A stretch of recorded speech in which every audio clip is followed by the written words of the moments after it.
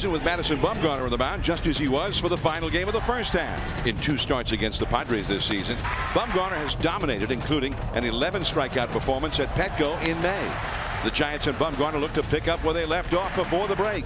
Game 1 next.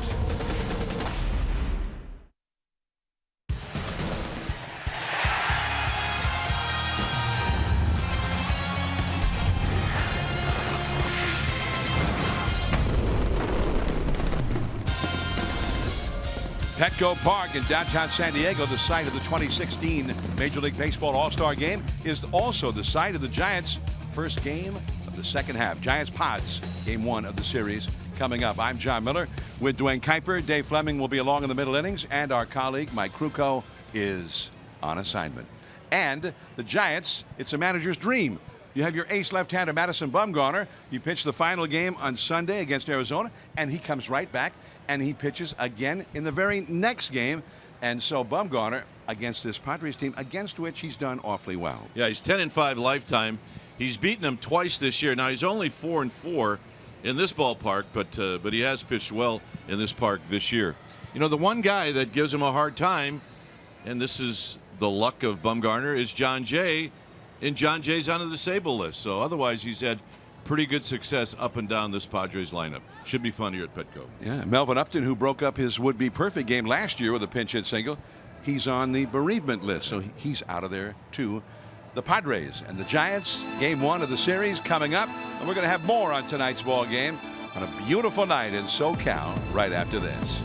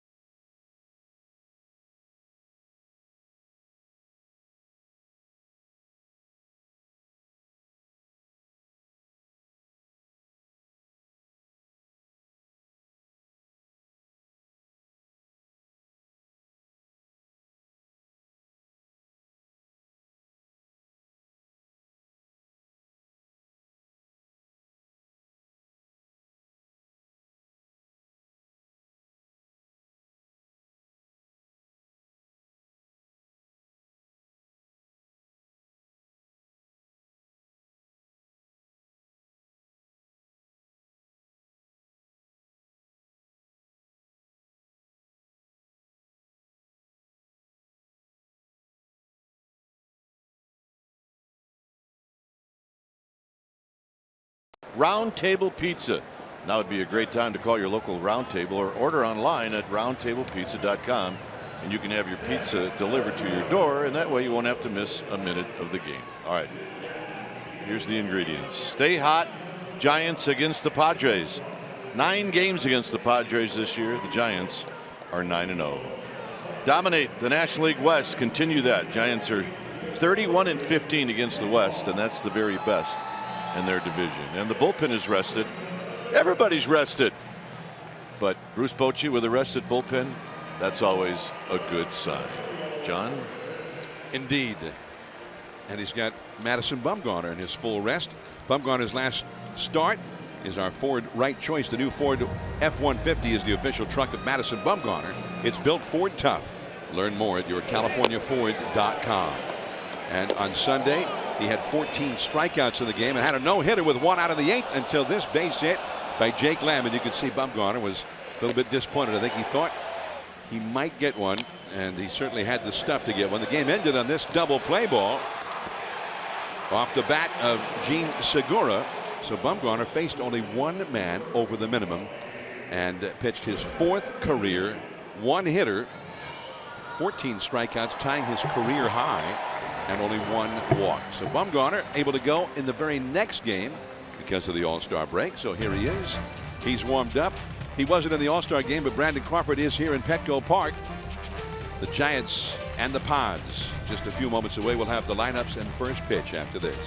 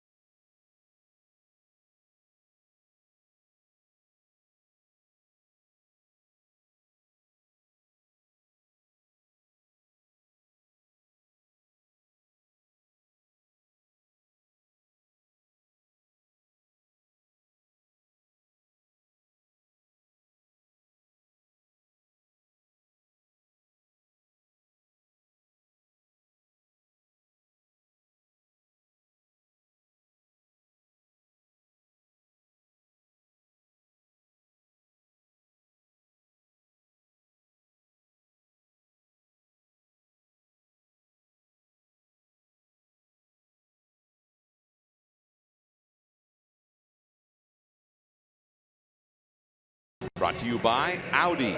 Visit a Bay Area Audi dealer today and get behind the wheel of the Audi model you've always wanted. It'll be Span leading off center field, Pagan left field, Brandon Belt all-star at first base, Buster Posey all-star catcher hitting cleanup, and Buster with a .429 lifetime average against Cashner.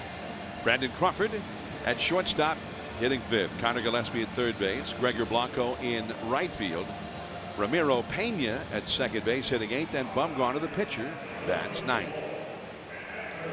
The big tall right-hander Andrew Cashner is on the mound. He comes in with a 3-7 mark with a high ERA. Cashner 0-2 against the Giants this year, 2-7 lifetime. He has beaten them twice, however, in this ballpark. He can be tough. A lot of fastballs from Andrew Cashner tonight.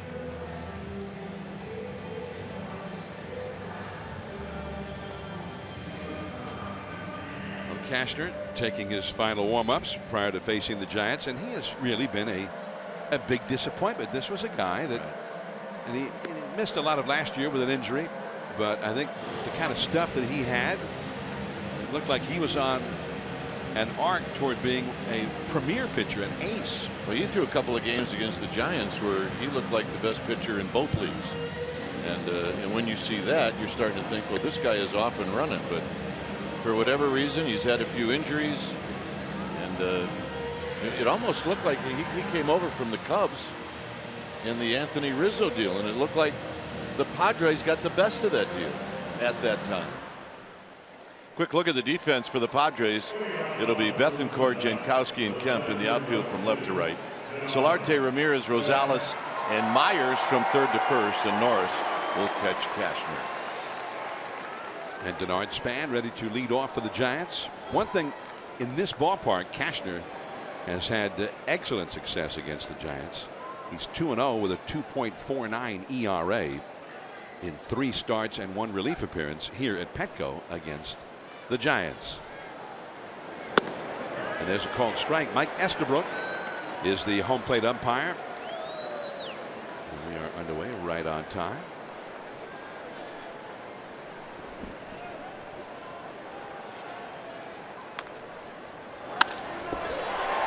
That is into right center field, a base hit. So Span, who really finished up on a very cold stretch the first half of the season. The Giants are hoping to see big things from Span here in the second half. Well, this is a good sign. If you're Denard Span, you're starting to think that 248 I hit in the first half, that's in the rearview mirror. I'm off and rolling.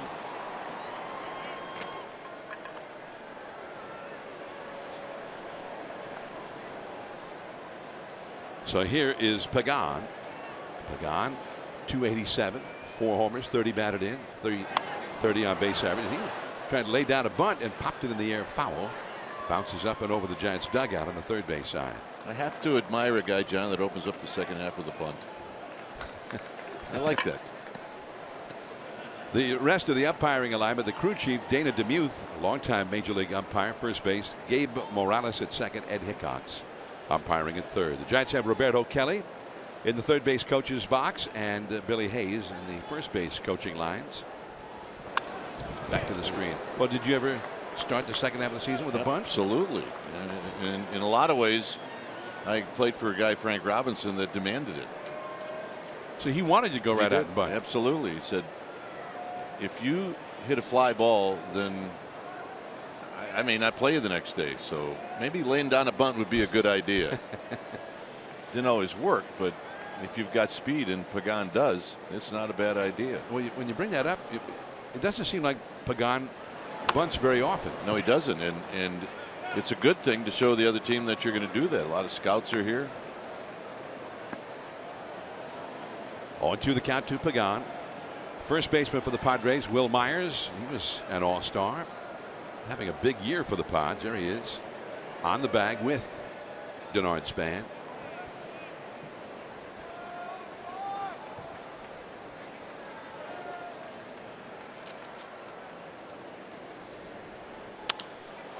That's a fly ball into right, and Kemp. So that's all for Pagan, with Span still at first. So here comes Brandon Belt. Belt has 6 hits, 19 career at bats against Cashner. You see his numbers for the year, a 928 OPS, which is excellent. Those are all-star numbers right there. Yeah, come to find out he was sick the day of the All-Star game. Yes, he missed the parade and the team picture. Span diving safely back. I mean, look, if the San Diego Zoo is this close, you have to have a giraffe in the All-Star picture, don't you? The last time the Giants were here, a bunch of them went to the San Diego Zoo, and that giraffe became very good friends with Brandon Belt. Little backdoor slider in there for a called strike, and it's 0-1. Brandon Belt was just superb in the first half of the season. They're not worried about him laying down a bunt. There's nobody at third base at all. 3 infielders to the right of second, and punches that high breaking ball foul into the crowd. 0-2. Please, please. Nope, giving it to the kid. Cashner with a 5.4 earned run average. Hitters with a collective .285 batting average against him. 11 homers allowed in 62 innings. Over the head of Norris, and it stays back there on top of the advertising panel.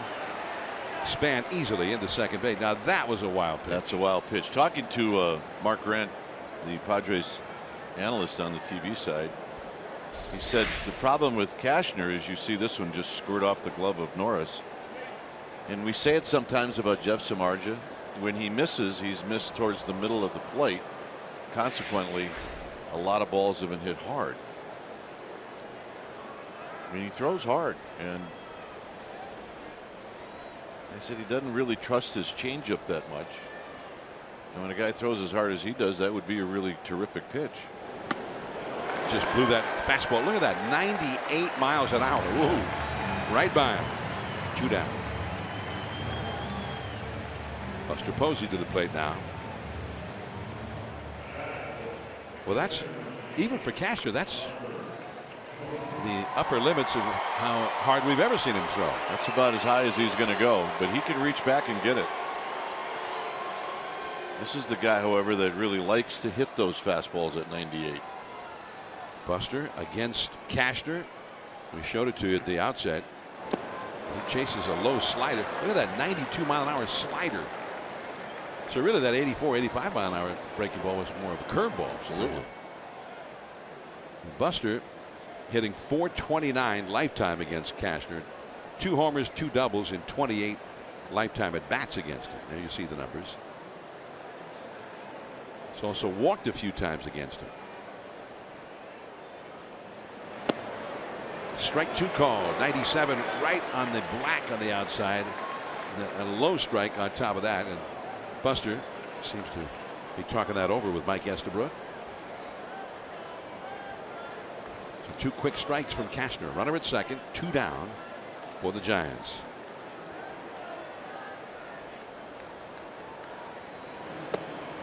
Just a little bit low with that hard breaking ball slider. At 92, maybe better set a cutter.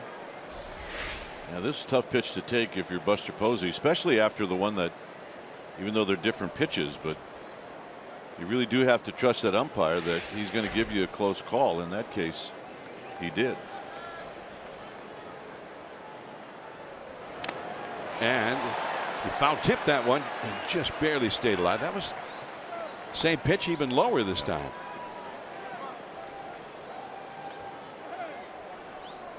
Well, Cashner's got good stuff right now.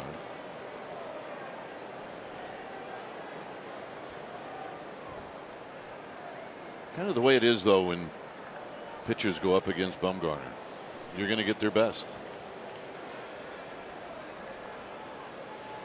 1-2 the count to Buster Posey. And that is too low. 97 miles an hour, but down below the knees. And I'm wondering if Buster Posey were catching Bumgarner on those pitches, if he would want him. You know, he would want him. Well, the Pitch FX on the MLB at bat app did show that one as being below the strike zone, unlike the one he called a strike. Now that is a defensive hack for Buster Posey. Well, what you do is you take that swing hoping you do just what Buster did, and that's foul it off. If you put it in play, you break your bat. You probably got a one-hopper back to the pitcher, and that's how your second half starts. So really you just fight to see another pitch, and that's what he did. Trying to put the Giants ahead with Span in scoring position at second base, 2 down. And got that slider on the outside again. And Ramirez makes the play. The Giants get a hit and leave a runner, and Madison Bumgarner will head to the mound.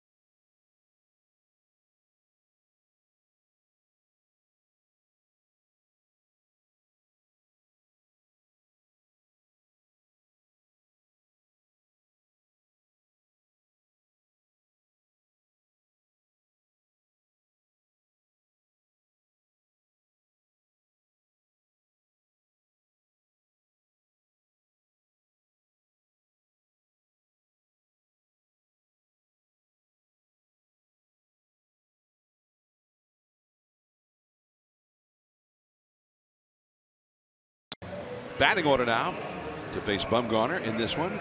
Derek Norris, oddly enough, the catcher, is leading off. Will Myers, an all-star, having a big year. First base. Matt Kemp, the second leading RBI man of the club. Right field. Yangervis Solarte, third base. Christian Bethancourt, the left fielder. Adam Rosales at second. Alexi Ramirez, the former White Sox shortstop, hitting seventh. Andrew Kesher, the pitcher, hits eighth. And Travis Jankowski is in center field, hitting ninth. Madison Bumgarner, 10-4. His ERA now under 2 after that great start this past Sunday. He's 2-0 this year against these Padres.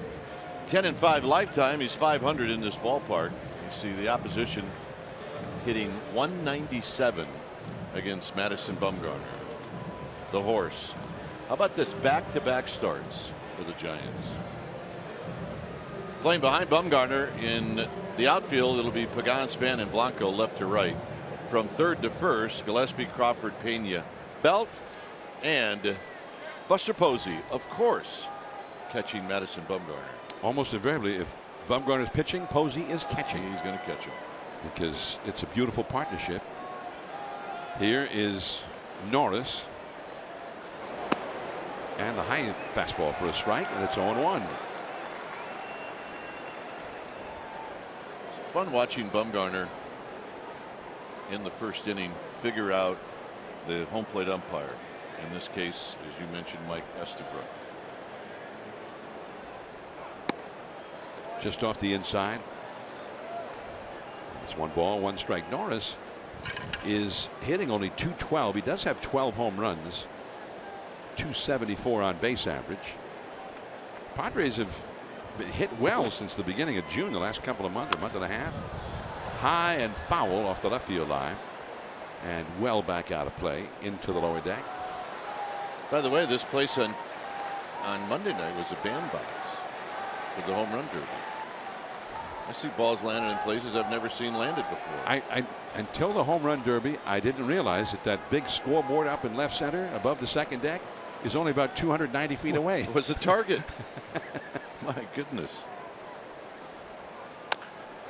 Yeah, that's foul. That's a pretty good job by Norris to get a piece of that one. Big curveball from Bumgarner at 75 miles an hour. And of course, when Giancarlo Stanton put on quite a show, and he was the guy that peppered that area right there. I don't think I saw many balls go 10 rows back. They were all at least 30 rows back. That scoreboard is way high up off the ground and way far away. There's another curveball for the strikeout. He got one of them, but not the other one. And I think we've seen when Bumgarner's got the real good curve going, he may have a great night. Well, he had the double combination going this past Sunday. He had that pitch, and he also had some very eager Arizona hitters, and he worked his magic. And the breaking ball had a lot to do with his success. So here's Will Myers, .286 average, .351 on base. He also has 19 homers and 60 runs batted in, but only 2 for 18 lifetime against Bumgarner. Too high.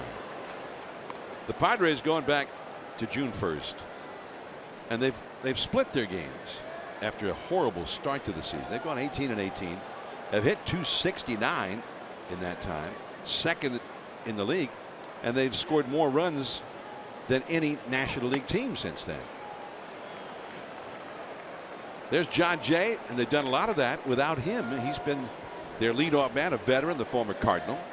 And John Jay is a guy who, even though he's a left-handed hitter, has done exceedingly well against Bumgarner.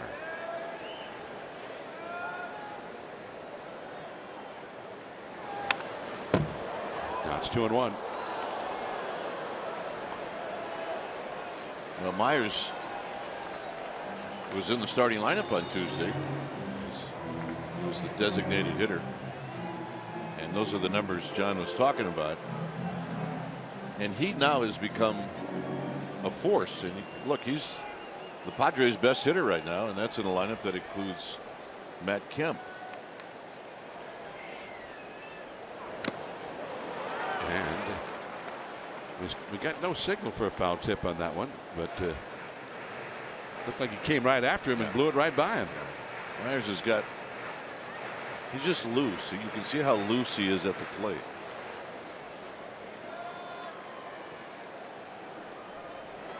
Giants have won every game they've played against the Padres so far this year. Was able to fight that one off the fists. Giants are 9-0 against the Padres. They swept 3 from them in San Francisco in late May. And they won 3 in a row here. I beg your pardon, late April, right. First month of the season. Month number 2, May, in mid-May, they swept 3 here. And then swept them the following week back in San Francisco. So they haven't played the Padres since May the 25th. The Padres have hit much better. And you don't know if it's, well, did they just get hot about a week later, or was it that they just quit playing the Giants that helped them get hot? 3-2. And he walked him. So Myers gets a 1-out walk. He's aboard, and now Matt Kemp, the veteran, powerful hitter. He's had way more at bats against Bumgarner than any other current Padre. 54 career at bats against Bumgarner, but only 10 hits, a 185 batting average against him. However, 2 of those 10 hits home runs plus 3 doubles. He doesn't get many walks, but he's got 16 homers and has knocked in 58 runs. You make a mistake, he's liable to hurt you.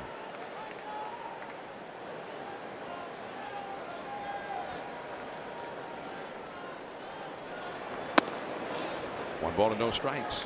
John, the one thing about Matt Kemp that has happened to him, and he's still a threat at the plate, but when you look at all the different things that he could do, in 2011 he stole 40 bases. He doesn't have any this year. So he just is not the player that he used to be in a lot of different ways.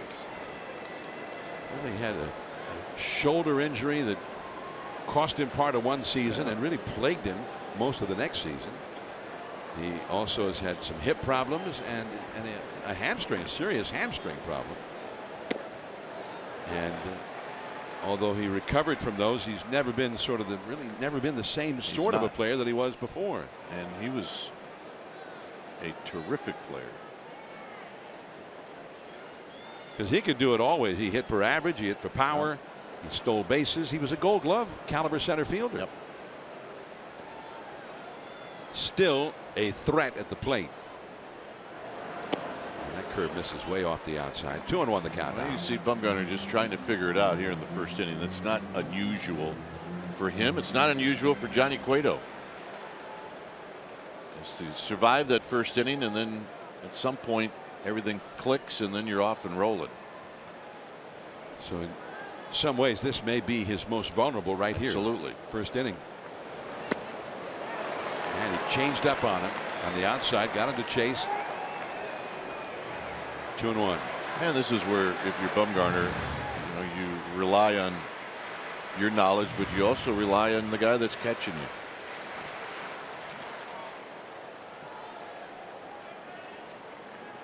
Buster Posey, who has the encyclopedic knowledge of the hitters, their strengths and weaknesses, and of how his pitcher's looking that night. This one, medium left center, span. And Myers will go back to first. Kemp is retired. Yeah, this one ran in, and that fastball that runs in on right-handed hitters is going to do this a lot. And Kemp thought he had a good swing on it, but when that pitch moves just a little bit in on your hands, the difference between a fly ball and a ball that's hit into the gap isn't that much, but just enough. Bumgarner's not out there throwing 98 miles an hour, 99 miles an hour, but that movement, which can be very subtle. And Mike always talks about his arm slot too, and how it just comes out of such a different area than most lefties. And that fastball in there for a called strike to Solarte. Who, by the way, we miss. Mike Krukow. Yeah, we miss on him. assignment. Yes. have a general idea what he's doing right now, but what is and it? I know you do too. Probably somewhere in the backyard, maybe with a beverage. I like what they've done with their new home, where they put a 5-star resort in the backyard. Yeah. And that fire pit is really just a big ashtray for his cigars. If you wonder what any of us do when we go on assignment, we go to Mike's backyard.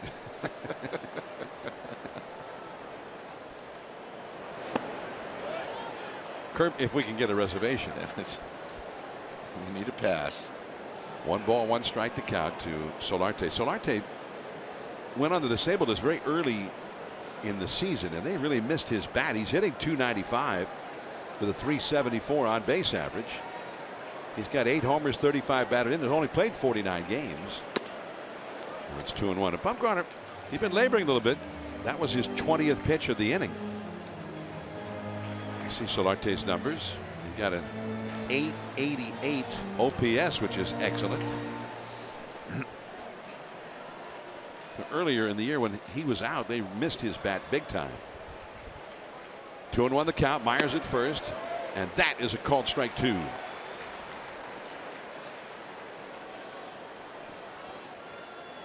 Bumgarner, with his full regular amount of rest since his last start, even though it's the very next game on the schedule.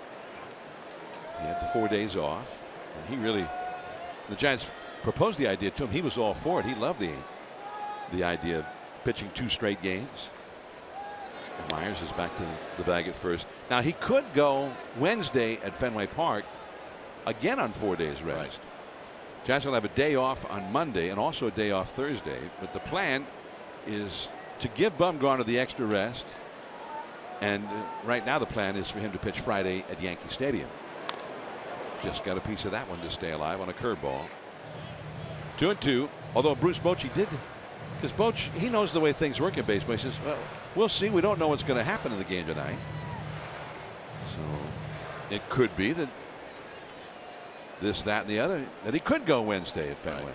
But right now, Matt Cain is slotted to go Wednesday. He's pitching a rehab assignment game in Round Rock, Texas for the Sacramento team. He lays off that curve. 3-2.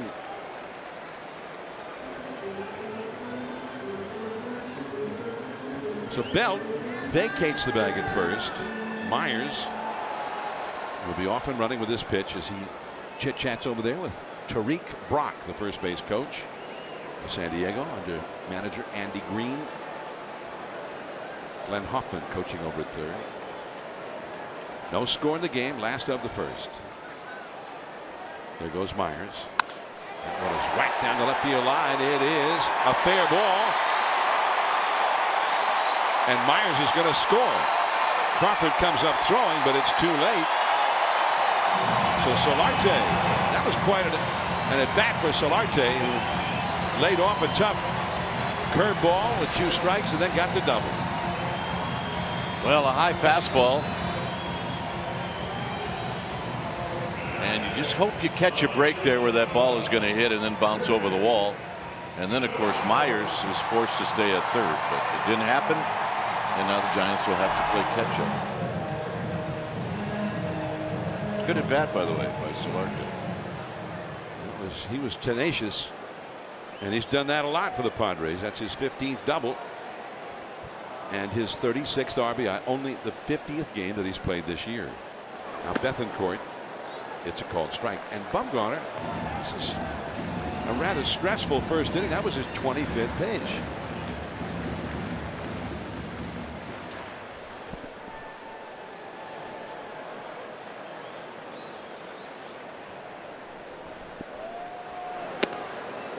Strike 2.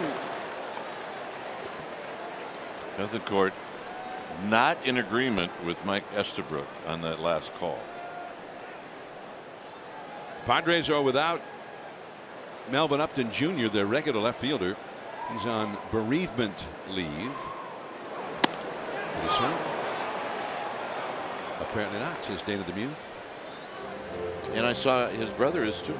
So Justin. Yes, okay. Clearly a family matter.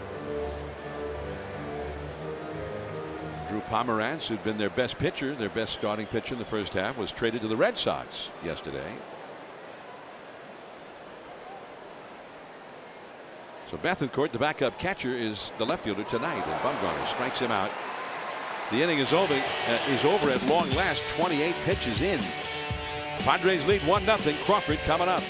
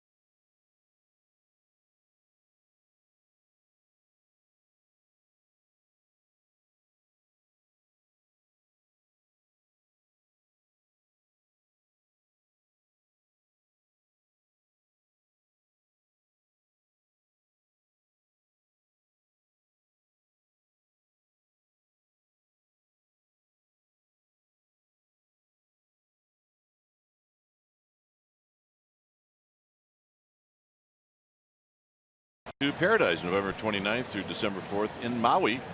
Enjoy 5 nights at the luxury Fairmont Kea Lani Resort. Limited number of rooms are still available.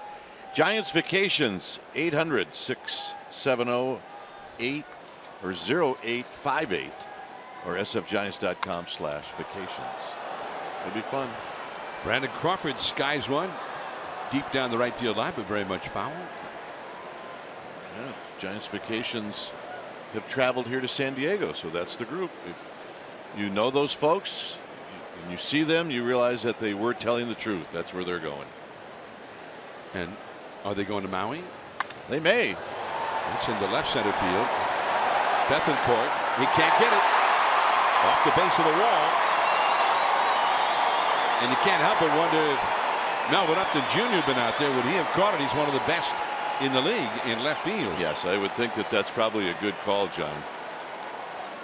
I mean, Bethancourt, as soon as the ball was hit, took a peek to see where he was, and then by that time it was too late. I mean, Upton, look, his whole life he was a center fielder. It's likely he would have tracked that down. Crawford will take it. Brandon Crawford. Hey, he could have maybe done that in the All-Star game for Terry Collins, the National League All-Stars. Yep. Connor Gillespie takes a called strike from Andrew Cashner. The curveball. 1-0. The Padres lead. I'm sure that Crawford's close to being over it. Some of us are not. Like every Giants fan. Everyone. Absolutely.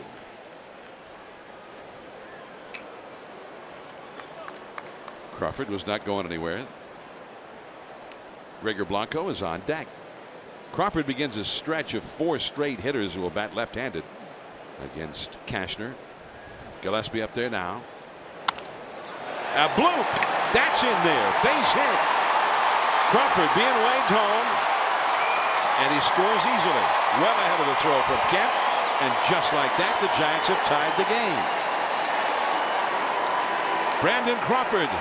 Not an all-star, but should have been.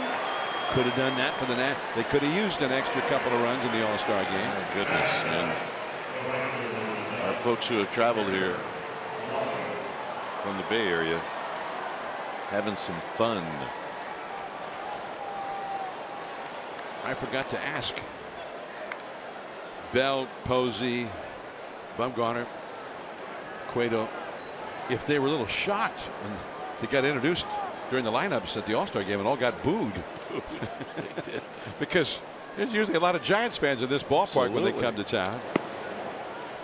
Well, they booed the Dodger guys, and by the time they got to the Giants players, they're probably thinking, well, they're only going to boo the Dodgers, right? Because they're what? They're the 90 Dodgers. miles up the road. Dodger, they always get booed. And they boo just as hard. Gregor Blanco. And it's 2-0. Pretty good eye there for Blanco to get ahead in the count here. 253 average, 340 on base percentage. And he had some ailments. He had shoulder problem that hurt his swing there for a while. Then he had a knee problem. So I'm sure he put those 4 days of rest to good use. Had a good rip of that 2-0 pitch, a 96-mile-an-hour fastball. And you're right, that was a good rip, and it was good balance in his swing, and that's a good sign. Speaking of the Dodgers, they may have gotten a few boos tonight playing in Arizona, but they lead the D-backs 5-3 in the top of the 4th inning. Yeah, that's got the makings of a Coors Field game. Oh, there's that hard, tight slider, 89 miles an hour. And the count is 2-2. He got a really nasty one tonight. There's the out-of-town scoreboard here. Houston leading Seattle 1-0. I could have sworn that we were looking at the Dodger D-backs, and all of a sudden it said Houston, Seattle. What? Oh, that's awesome. I'm losing it. That's all right. Ooh, way inside. So it's a full count now. We'll keep an eye on Gillespie, the runner at first. Gillespie got the RBI to tie this game, bringing home Brandon Crawford. Gillespie is not a guy with a lot of speed.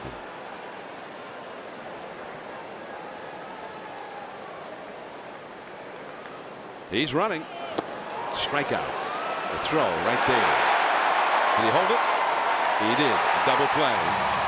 Rosales was able to hang on to that one. But that was a nasty pitch. Not hittable, I don't think. Well, what Bruce Bochy's hoping for is that Gregor Blanco is going to make some kind of contact.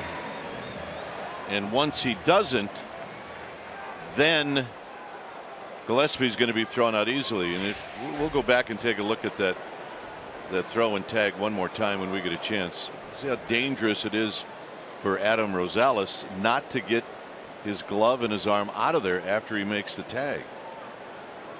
So here's Ramiro Pena, 2 down, nobody on now. That fastball for a strike.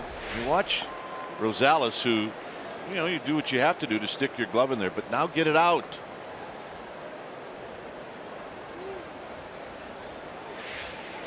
A little contact at second base.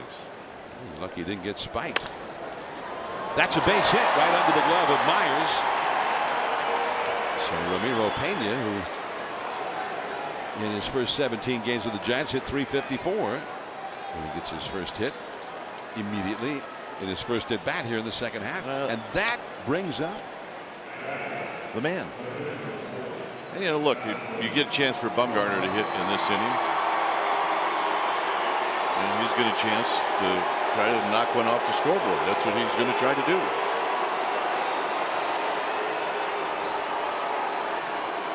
Well, it's not Bumgarner who was getting booed there by the Padres fans. It was all those Giants fans cheering him so loudly. That's right.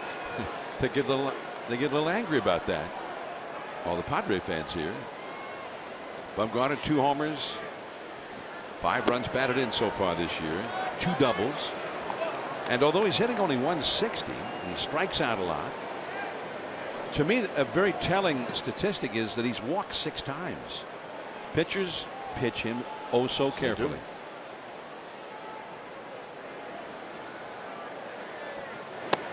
2-0, as is Cashner right now.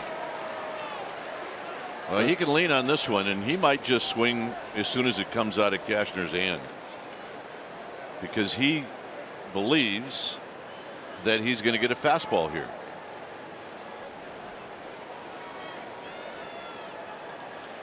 2-0 the count. Pena at first, 2 down. 1-1 the score. Gave him that little slider, 92-mile-an-hour slider, a cutter. 92. Yeah, this is not one Bumgarner wants. He wants, and you know, that's a borderline called strike. That's a very low strike. And Estabrook, it's not the first one he's given tonight.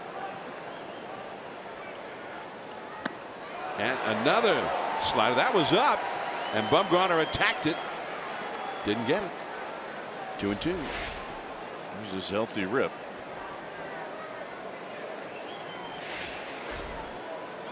Never boring. Well, you'd think that he would get another one right here, one of those sliders. Absolutely. Fastball, and the inning is over. Looks like a 97-mile-an-hour fastball with two-seam movement coming back to the plate. It's tied up at 1.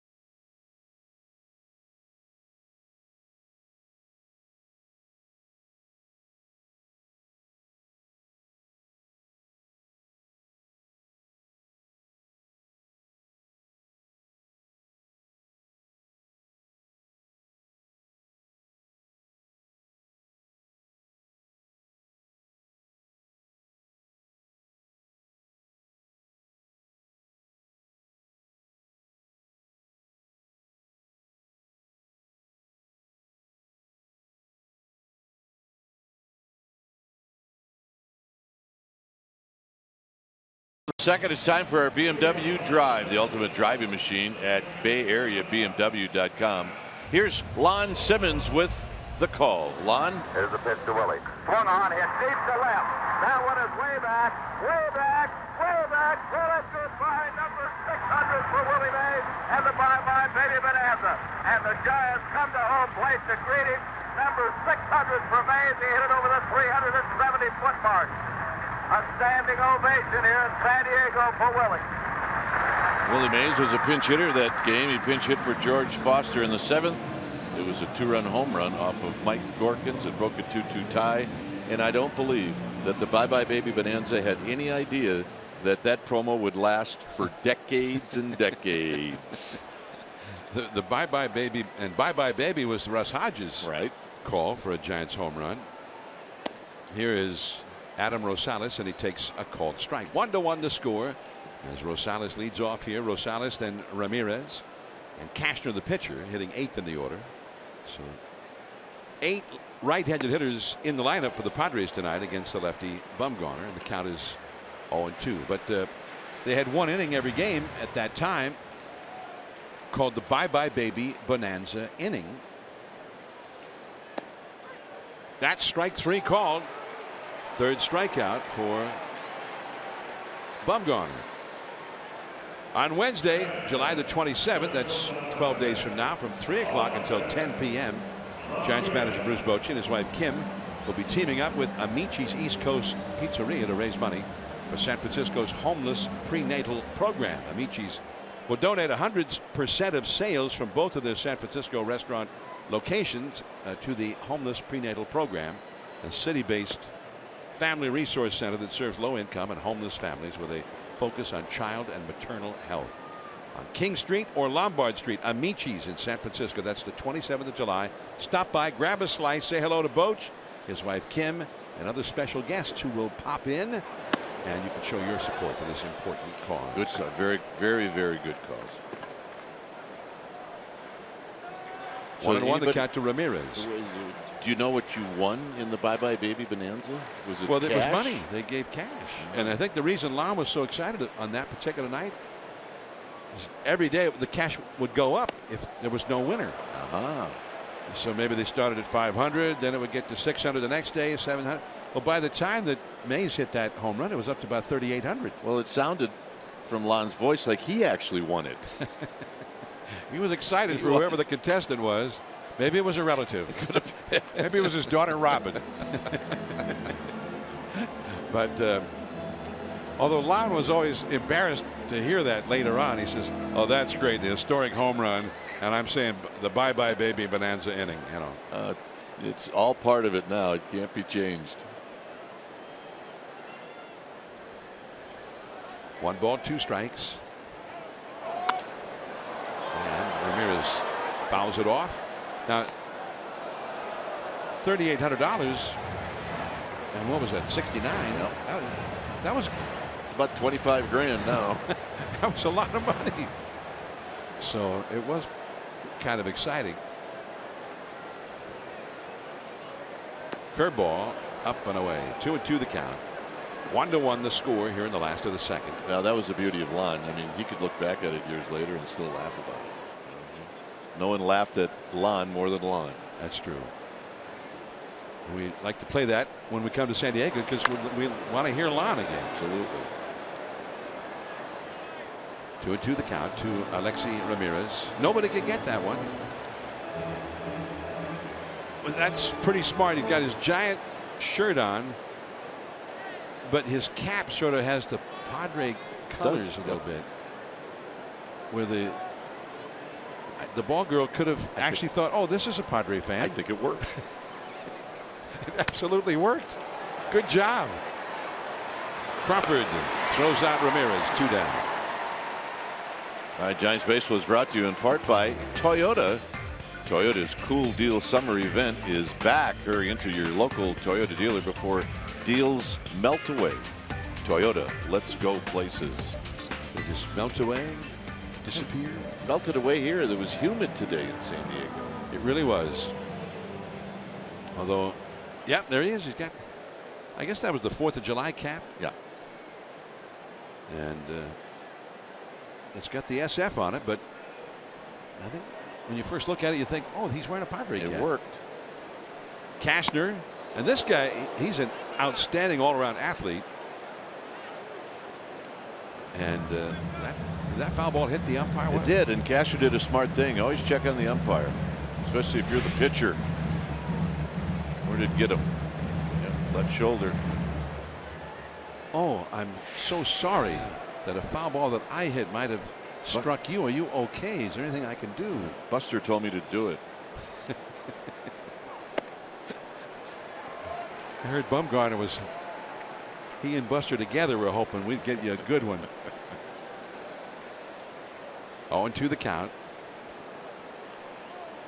Castro, he can hit. He's got power. He's got excellent speed. He's an excellent all-around athlete. And that is the end of his plate appearance. Bumgarner has 4 strikeouts in 2 innings. Top of the order, Span, Pagan, and Bell coming up.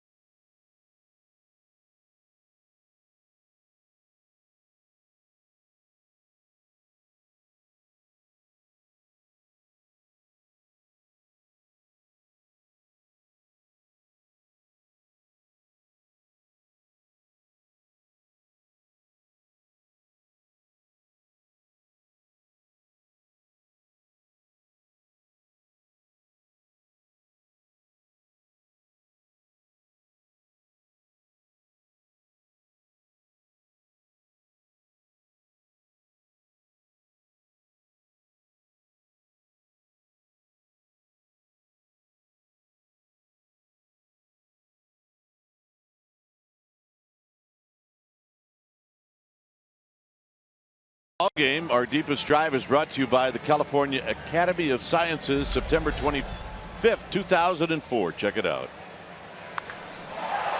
Belton hits one high, hits it deep. It is out of here. Off of Andrew Kashner. Discover Twilight Zone. Deep Reach revealed, a new aquarium exhibit at the California Academy of Sciences. To learn more and purchase tickets, visit calacademy.org. So here's Denard Span. He led off the first inning with a single. And that breaking ball in the back door for a called strike. 1-1 the score. The Giants have 4 hits in the first 2 innings. So they've had some chances to do more than they've done.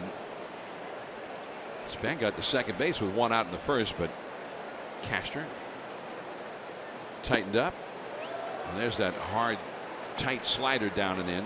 Now after that swing to make it 2 strikes, the third baseman leaves third base and goes all the way over to the right side of the infield. Must be data that shows that that's the smart thing to do. But now he's a pretty good bunter. Well, he could bunt with 2 strikes, absolutely.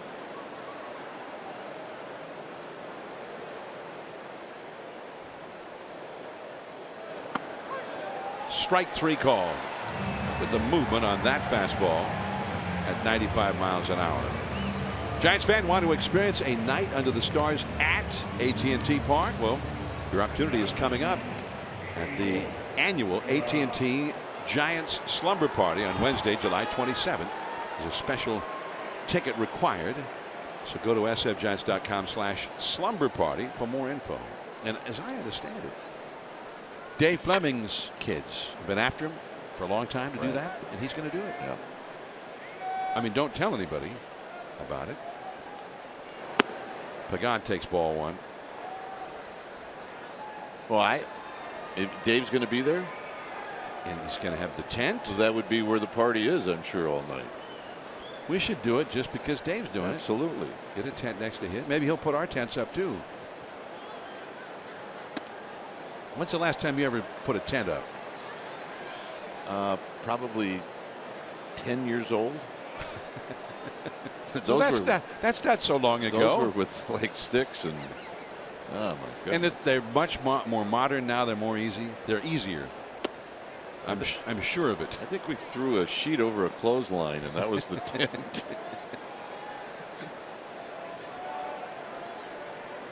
2-1 the count. My son Alex went to that one night, right, with a couple of friends of his when he was maybe 13, 14. Yeah. And they loved it. They loved every minute of it. Our kids did the same thing. 3-1 now to Pagan, who flied out to shallow right his first time. The Krukos did it, and they had the entire left field. The whole family. And it was jammed. It was bad.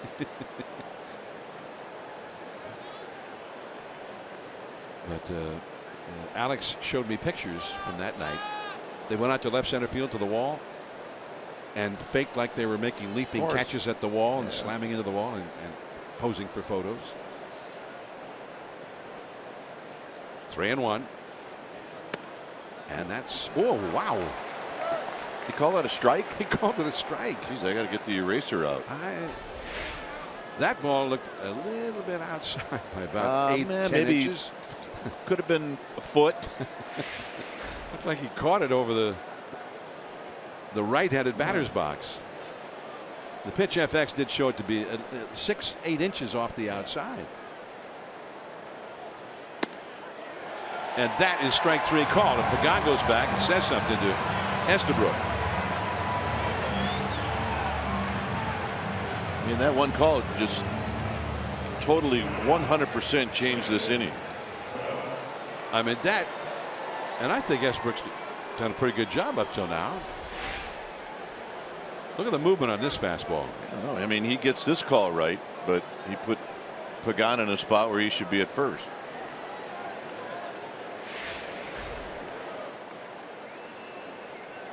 Now Brandon Belt, he struck out his first time. They've got the big overshift out for him. Nobody at third base. Well, he blew one of those right by him to strike him out in the first inning, and he starts him with one here at 97 miles an hour. And I think Belt was looking for it. Rosales, the second baseman, is 25 feet into the outfield. Nice play, Norris. Beautiful. Didn't mean anything, but it sure looked good. It was a beauty. Just too bad there weren't a couple of runners on there. It would have been then unbelievable. 1-1 to Brandon Belt. We saw a couple of years ago, we just had the video of Belt planting one in San Francisco Bay against Cashner. Well, I'm sure Belt is just going to stay on hard stuff. He's not been able to catch up to it so far. And he throws in that breaking ball in there, called strike 2.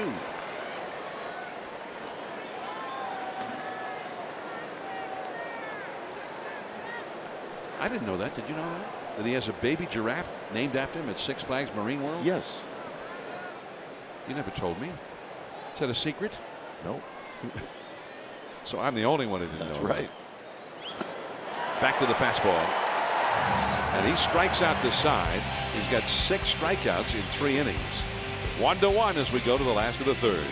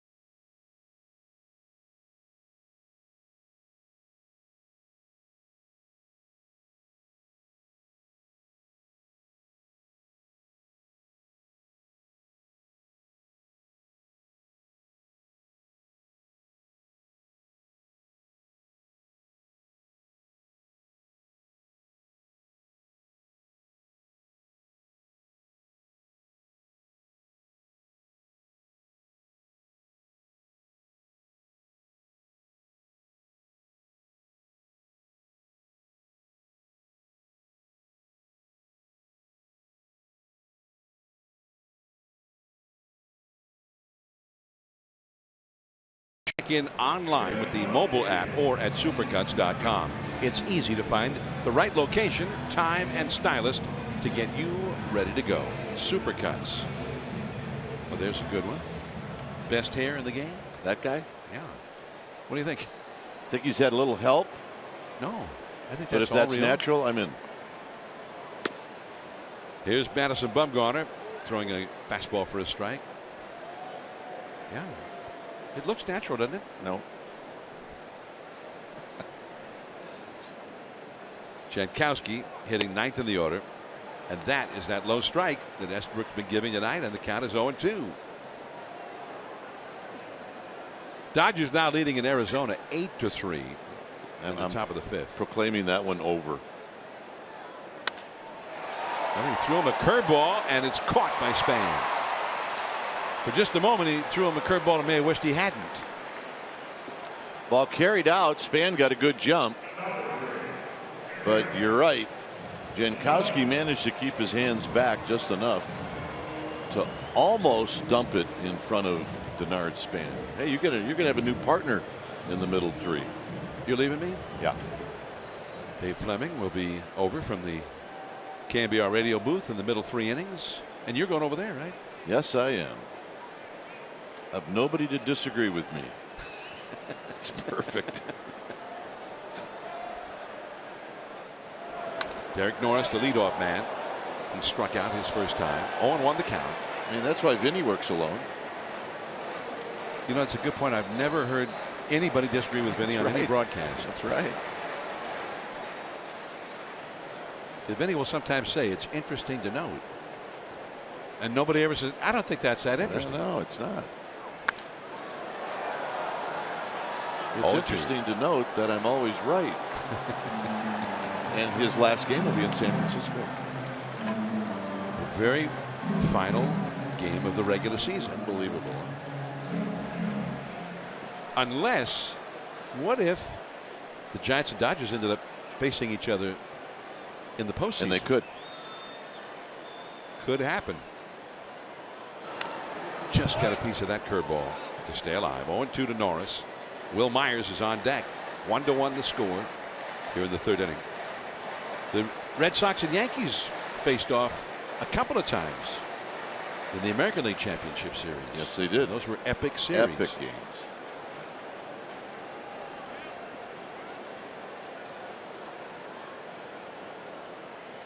To the count. It's like they hated each other for 6 months, and then they get into October and they got to do it again. Those years, 2003 and 2004, they played each other 26 times each year. It had to be exhausting for them. And in 2004, when the Red Sox finally actually won the World Series for the first time in 86 years, they started their comeback in that league championship series against Mariano Rivera, who never gave it up in the postseason. But by the time they came from behind in game 4 to stay alive against Rivera, it was about the 15th time they'd faced him that year, and the 150th time over the several years. They'd all seen him over and over and over. They knew it was coming, that's for sure.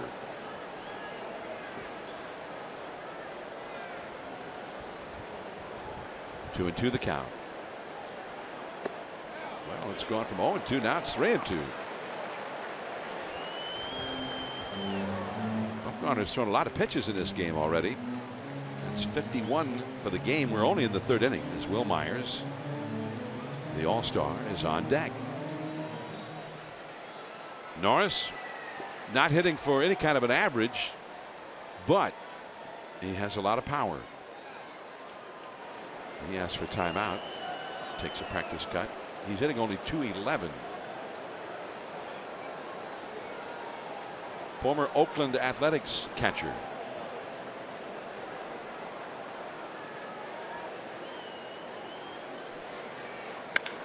That's a base hit. Bumgarner lost that advantage at 0-2, and finally Norris on a 3-2 count singles to left.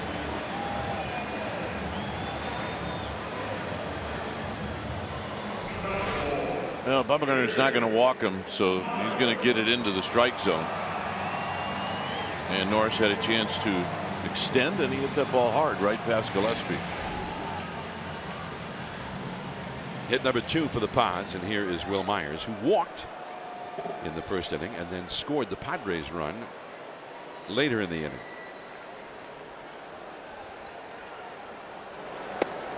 He came up originally as he takes a strike with Kansas City, and he was one of those guys. He was in that same class with Hosmer and Moustakas and Salvi Perez, and all those young guys who eventually became a World Series contender every year. What a group. But they traded him to the Tampa Bay Rays, and that's the deal that got them James Shields. They said, we need a veteran guy to be an ace with all of our young pitchers. And it paid off because Shields was the big guy when they went to the series to face the Giants. And he kept getting hurt when he was in Tampa Bay, and then the Padres were able to trade for him. 1 ball, 2 strikes.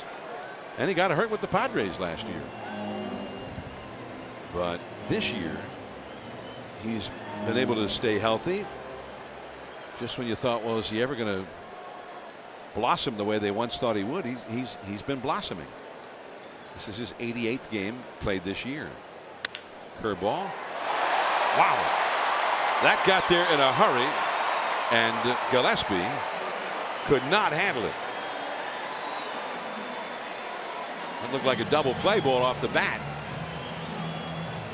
But instead, 2 men on. That ball left Norris's, or I'm looking at the wrong thing here. Well, this is one where if you're Connor Gillespie, it's kind of a do or die play. If you make it, it's a terrific play. If you don't, it's going to be a base hit.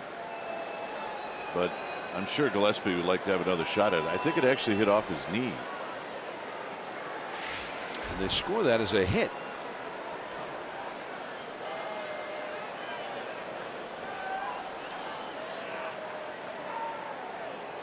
They do say the ball left the bat of Myers at 102 miles an hour. That was hit well. Out there in a hurry. Although that's part of the description of being a third baseman, right? You need to have the quick reactions. Balls get there in a hurry. They're going to get on you. Here's Matt Kemp. And that's a foul out of play. But did it take a bad hop? I'm not sure how the official scorer was thinking that through. I'm sure it had to do with how hard it was hit and the fact that Gillespie had to go a little bit, not a lot, to his left. Matt Kemp has 58 runs batted in this year, and he's got a chance to knock in some here. Runners at first and second, 1 out. And that changeup a little bit low on the outside. 1 ball, 1 strike. But all it does is it continues to add to the number of pitches for Madison Bumgarner. Yeah, that a moment ago looked like the inning might be over on a double play. And still only 1 out. 1 and 2 now to Kemp. I mean, I don't think Bumgarner really worries about that. I think that's more of the department of worry for the manager and the pitching coach. The other one's keeping tabs on that. Yeah. And us. And us.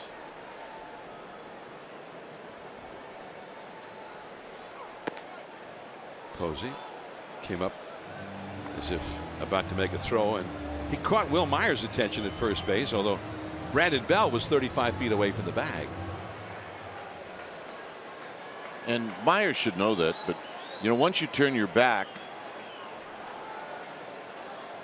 then you kind of lose sight of where that first baseman might go. That's up the middle. Coming in to score is Norris. 3 straight hits for the Padres, and they lead 2-1.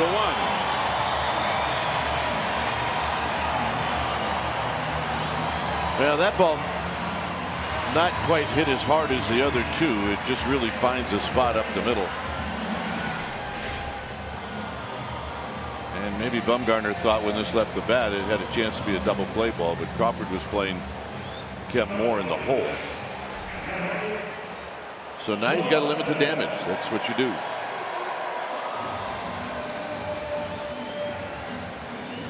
Norris base hit to left field to start this. Off his bat at 105 miles an hour, then 102 miles an hour off the bat of Will Myers scored as a hit. Kemp's, according to the StatCast on the MLB at bat app, 83 miles an hour. Sort of a prototype double play ball. Absolutely. But there was nobody in that spot. Well, here's Solarte, who drilled one to the left field corner for a double to knock in the first run. A spin move by Bumgarner. Myers is back to the bag. Myers is the Padres' leading, or I beg your pardon, second leading base stealer. Melvin Upton Jr., who is not here tonight, leads the club with 20. Myers has 15 steals.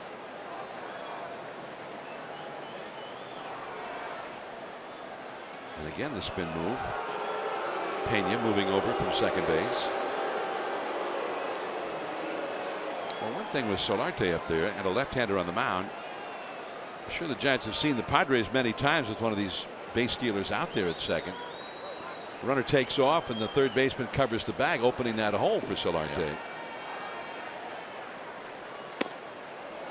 0-1.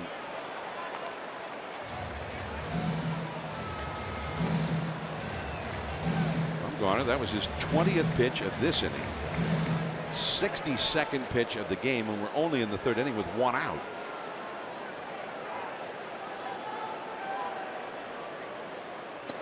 curveball in there. Strike 2 call.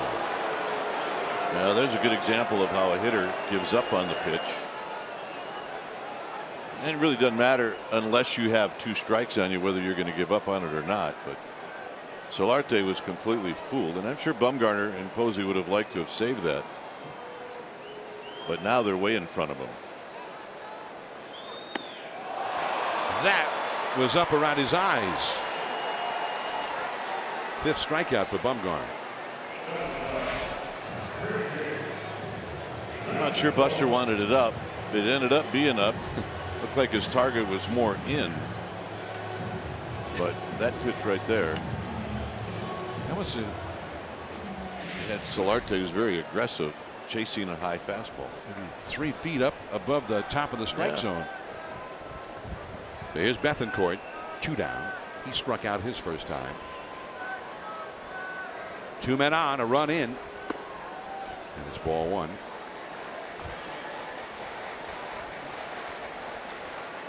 Got a lot of strikeouts early, but a lot of pitches. A couple of plus 20 pitch innings, a 28 pitch first, and this will be number 24, pitch number 24 of the 3rd inning. At the knees for a strike, 1-1. This Padre team is a little bit of a different club. Solarte is one of the reasons why. But just as a group, they've been hitting a lot better since the last time the Giants saw them back in May. I mean, if you could navigate through Myers, Kemp, and Solarte, then you got a chance of pitching a good game. 1-2 the count to Bethancourt. And he is in there tonight because Melvin Upton Jr. is on the bereavement list.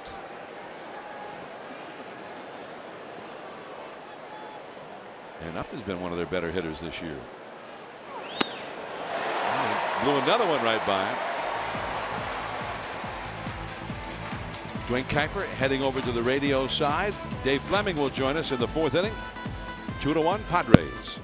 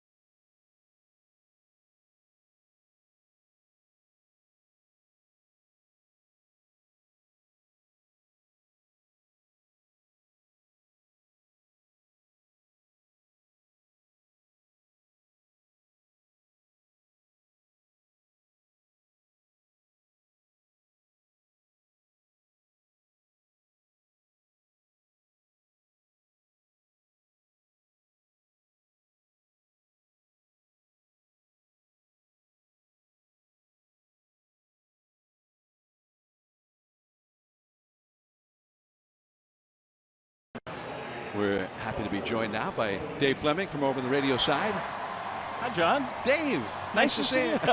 It's been too long. Mike Krukow is on assignment, and Madison Bumgarner had to work really hard the first 3 innings. Dug deep for those last 2 strikeouts to limit the damage, I thought. And on the other side, Cashner has great stuff tonight. Great stuff. I mean, I don't know what you guys were saying on this side, but it looks so much different to me than the last time we saw him. Much better stuff. So 97, 98 mile an hour fastball. Posey to Solarte,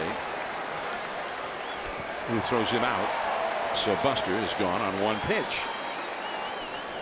I kind of miss the Andrew Cashner we saw last time he faced the Giants. I really was enjoying that game. But Cashner, and I don't know what what the difference was, what the problem was for him, but he really just did not have very good stuff. Giants put 6 runs on the board against him in 2 2/3 innings back on April 27th at AT&T Park. Of course, Hunter Pence was in that lineup. Joe Panik was in that lineup. Matt Duffy. A lot of guys who are missing from the Giants lineup right now. Brandon Crawford was in that lineup and back in there tonight, and he hit a double his first time to deep left center field off the base of the wall and scored the Giants run later in that inning. 2-1. The Padres are leading now. And that slider in the dirt to count a ball and a strike.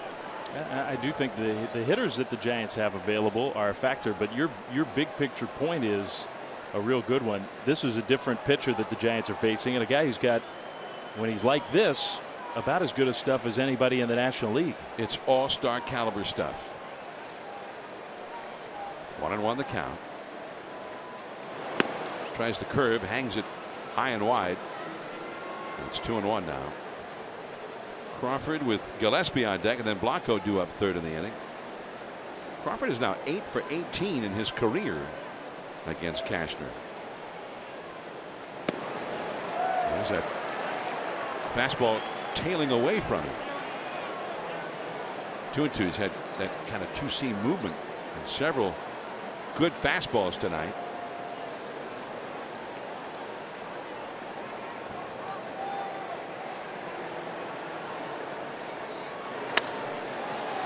Myers over to get it. The unassisted putout, 2 down. And Connor Gillespie will come up. So now a lot of people may not realize that you came to San Diego for the All-Star game. Not to work, not to go to the game, not to participate in any way, but yeah, I was here. Dave came to San Diego and then watched it on TV. I did. Like everybody else, but he was actually here. When they said a beautiful night, he knew exactly how beautiful it was. Connor Gillespie singled home a run his first time. And a 95-mile-an-hour fastball for a strike. I think this city did a great job of hosting the big event. Everybody in baseball seemed to enjoy coming here. The players really enjoyed being here. They did a great job. It's a beautiful park. And it was a great yard to have the All-Star game. That is a foul tip. 0-2. One of the notable things I thought about the game was how loudly, not just Dodgers players, but how loudly the Giants players got booed. It had to be a new experience for them coming into this park. Whereas, for instance, tonight, as an example, there's so many Giants fans here.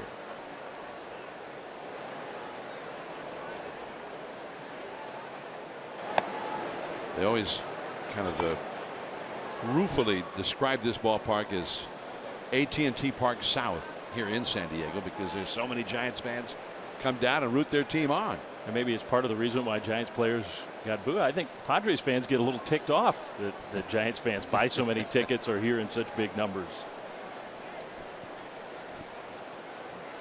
1-2, and he chased.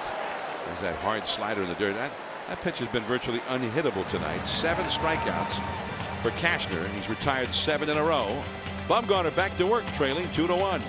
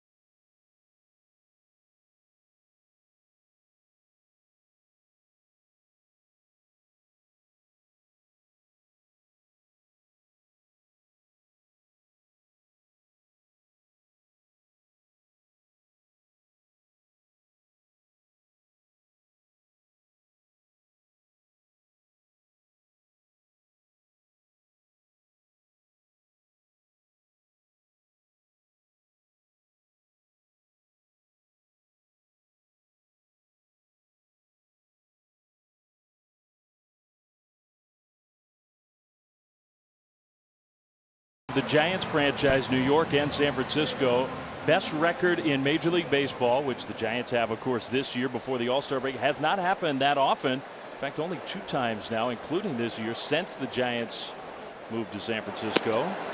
Toyota's Cool Deal Summer event is back. Hurry into your local Toyota dealer before deals melt away. Toyota, let's go places. 6-time overall.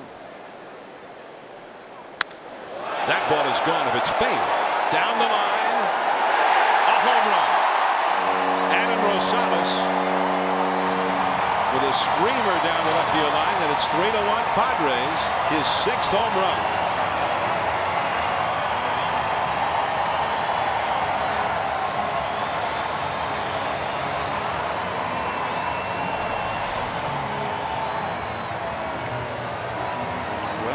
That is not the guy you expect. He's got 6 home runs now. That's a pretty decent number. It's not the guy you expect to take Bumgarner deep, but that was a pitch that was right into his power. Now Ramirez into left center, and Pagan gets there. That whole building to the right of the line is in fair ground, so if it hits the front face of that building, it's a home run. Some people have a foul pole with a little foul screen. This one has a foul line and an entire brick building it's projecting from it. It does make it pretty easy to tell what is a home run and what's not. That could have been a tough call if it in a normal ballpark, if it didn't hit the foul screen. Not here. Andrew Cashner now. Bumgarner was at 68 pitches through 3 innings, including 28 in the first and 26 more in the third. Adam Rosales, who usually when he hits a home run, it's against a lefty. In the first place, he doesn't often play unless it's a lefty. So 3 of his home runs have been hit in 56 at bats against left-handed pitching so far this year. Cashner struck out his first time tonight. And the count goes to 2-1. 3-1 the Padres leading Bumgarner and the Giants. And the Padres have been a totally different offensive team against left-handed pitching this year. Now, not necessarily against Bumgarner the first 2 times he faced the Pods. Right back to him. 2 down. Giants baseball is brought to you in part by McDonald's. Get great deals at McDonald's with the McD app. Download the McD app on your smartphone and get great deals at participating Greater Bay Area McDonald's. Visit McDapp.com. And you were talking about the Padres versus left-handed pitching and how they've been better versus the lefties than the right-handers. There's ball 1 to Jankowski. I mean, if you just use the OPS as a quick glance look at how their offenses face, they're up over 800 as a team against lefties. Against right-handers, they're below 700 and way below. I mean, the numbers are hugely different. Their team on base average against right-handed pitching is 287.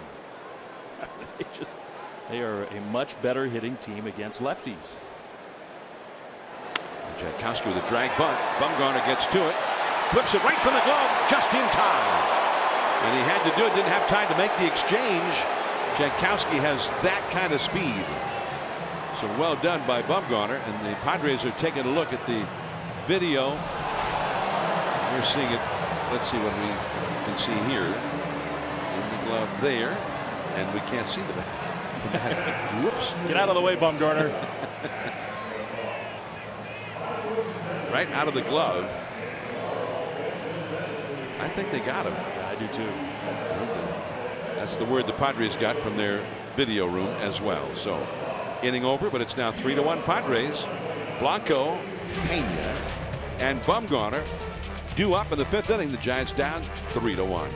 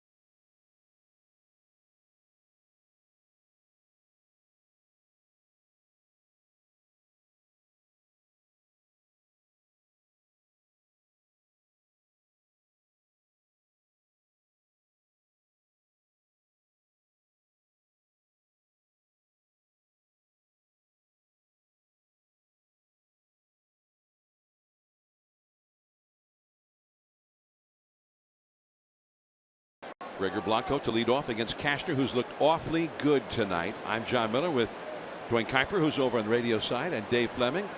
Mike Krukow on assignment. And with the 5th inning play-by-play, here's Dave Fleming.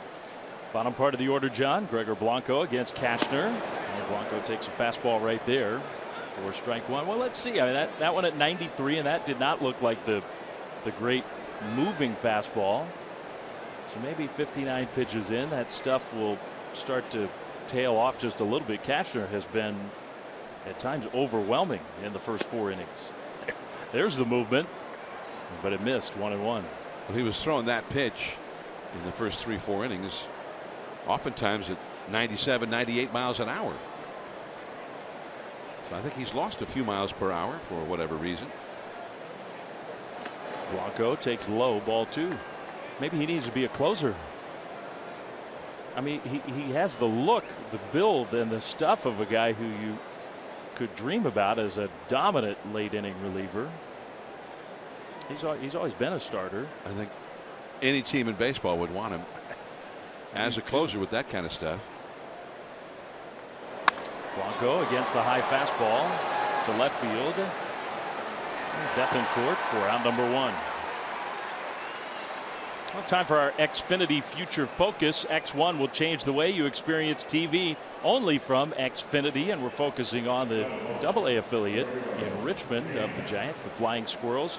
3 Eastern League All-Stars, including the still very young Christian Arroyo, who's having a nice year as one of the youngest players in that league. Tyler Beede having a really good year.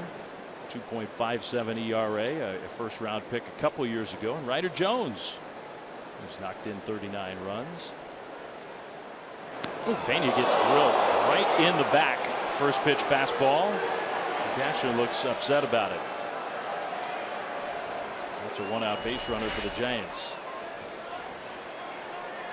Almost right on the number 1. That hurts.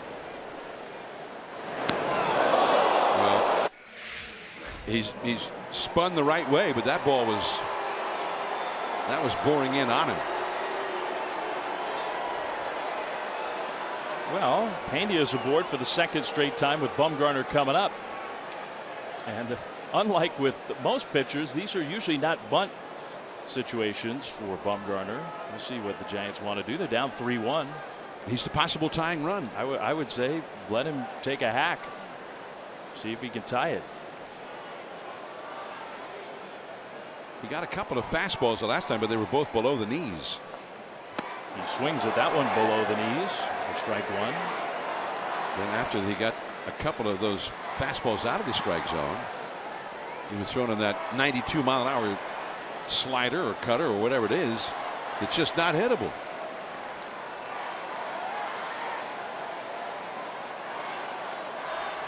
Oh, 1. That one right there. That's the spot. And Bumgarner hadn't been real happy as a hitter with those called strikes. But it's been pretty consistent in this game.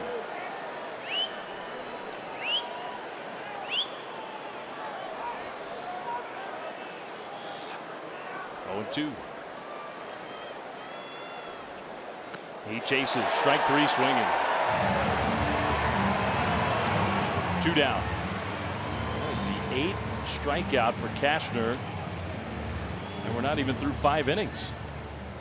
Giants are the toughest team to strike out in the big leagues, but Cashner is featuring some nasty stuff tonight. Well, when you look at a box score and you see 4 2/3 innings, 8 strikeouts, you say, wow, he must have great stuff. And that's absolutely the way it is tonight. Yes. He's got 8 strikeouts because he's had stuff that's just nasty. Span 1 for 2 with one of those strikeouts. A snap throw. Blanco, or Pena rather, was a ways away from the bag. He does get back safely. It's pretty close. Nice throw there by Derek Norris with the left-handed hitter up there. It kind of screens the runner off a little bit and hopes to surprise him. And the swipe tag just a little bit late. Well done though by Norris. Ball 1 to Span, who takes low. 2-0. Well, a walk would be a good play for the Giants. That would push Pena into scoring position, give Pagan a chance. That's the Span the Giants want to see down the stretch. The Span who gets walks, who hits around 300, gets on base a lot. 2-0. Gets out one foul. He was late against the 95-mile-an-hour fastball. Well, if the Giants, so many things went right. They're 57-33, best record in the big leagues. If you're looking for ways for them to improve post All-Star break, you could do worse than starting with the guy at the plate. I mean, they need a lot more out of this guy. 365 on base average last year, and I think they were hoping for that. It's that one way up there, but in the ballpark. Matt Kemp is under it, and that's it. The Giants are retired. A hit batter, but a runner stranded. 5 strong innings for that guy, Cashner. Bumgarner back on the mound. Giants trail 3-1.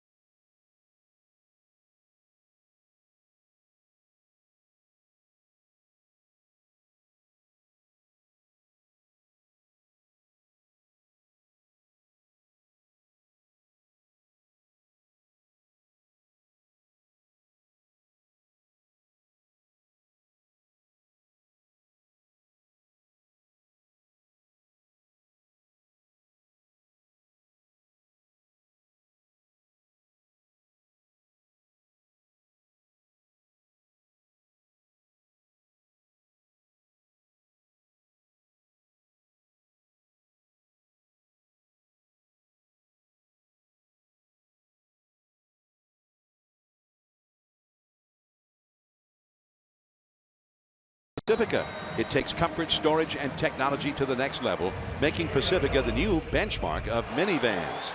3 years ago, Hunter Pence with this diving catch for the final out of the 8th inning off the bat of Alexi Amarista to preserve Tim Lincecum's no-hitter. That's as close as they got. Lincecum, it was just before the All-Star break that year. The Giants were playing down here, and Lincecum pitched his first career no-hitter. And then he did it again the next year, also against the Padres, but up in San Francisco. And a much different second no-hitter. The one down here was full of so much drama and pressure, and a lot of it because of the pitch count. Here's a first pitch fastball to the leadoff hitter, Derek Norris. And what did he throw? About 148 pitches or something. Something like that. Huge number. Bruce Bochy was pacing the whole game. I mean, from about the 6th inning on. Norris, strike 2. That might have been a changeup from Bumgarner. We haven't seen many of those. That was a pretty good one. Really fooled Norris. Norris fell behind 0-2 in the 3rd inning. And then the count went to 3-2, and he ripped a single into left field to start a rally. That was kind of the theme of that rally. 2 strike hits. 0-2. He struck him out this time with the fastball. That's his 7th strikeout, 1 away. Well, he came right back after that 83-mile-an-hour changeup with a 91-mile-an-hour fastball to a similar spot and blew it right by him. Well, on a night where the stuff has been different than it was on Sunday night against the Diamondbacks, Bumgarner still is finding a way to pitch pretty well. But he and the Giants trail 3-1. Will Myers, all-star, takes a curve in for a strike. And I thought personally Myers hit the ball hard his last time up, but that was a ball that if it's fielded cleanly is a double play. Inning over, no damage done, and it was scored as a hit. Well, I thought it was an error. I did too. He hits that one well to center field. Span back, running out of room, and it's gone. Just over the wall, just out of the reach. Will Myers with a home run, his 20th of the year. And the second Padres home run tonight. Their lead is 4-1.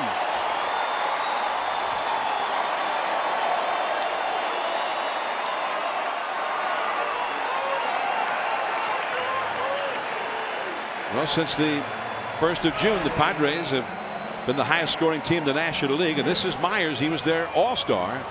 And he's having an all-star kind of a season. His 20th home run. And he didn't try to pull that ball. It was out over the plate. He got those long arms extended. And that is not an easy place to hit a home run in this ballpark. No. At nighttime especially. Hit that one hard. Strike one to Matt Kemp. Giants may well get the bullpen started. And Myers, who's never had much success against Bumgarner before tonight, having a big game. That one on the ground. Gillespie, fair ball. And a long throw pulls Belt into foul territory, but he keeps his foot on the bag for out number 2. Well, watch Myers get those arms extended.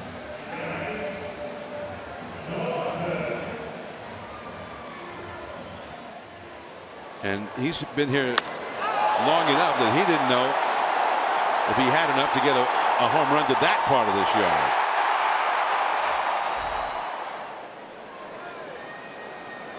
But he did. He did. Solarte, who had a big hit in the first inning, tops that one softly to short. Crawford's got it, and he throws out Solarte. So another inning with a solo home run, but no more. On we go to the 6th. Giants have some work to do, but the big hitters are coming up.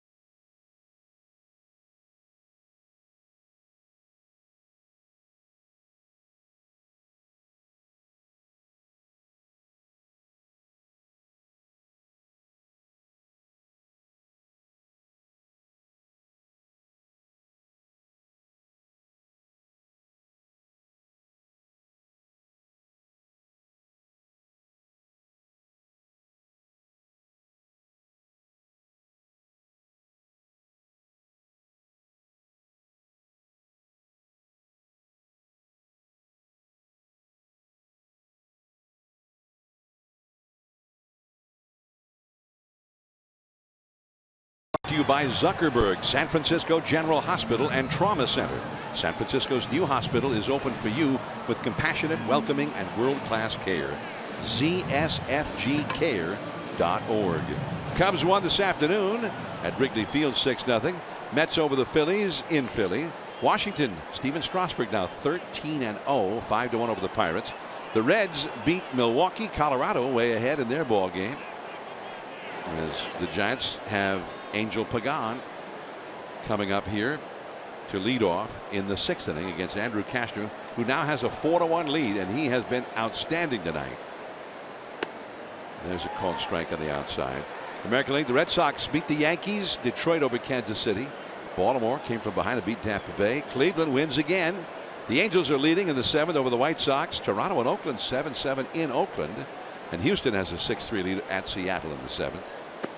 As Pagan now with a count of 1 ball and 1 strike. I'm John Miller with Dave Fleming as Dwayne Kuiper's over on the radio side at the moment. Hopefully he's doing okay. He said he likes being over there by himself because nobody ever disagrees with him. Good point, Kuip. Here's a ball inside. 2-1. Well, the Dodgers swinging the bats again. That score from Arizona.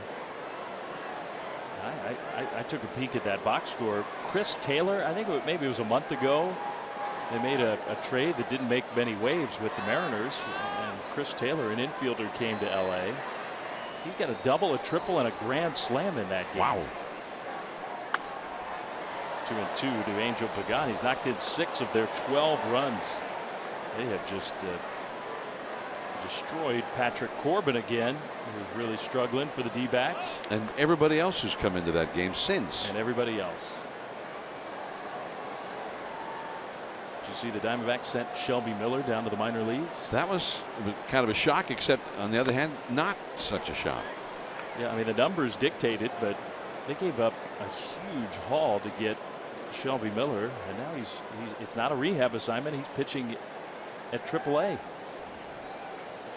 He's got a 7+ earned run average in the big leagues. Horrible.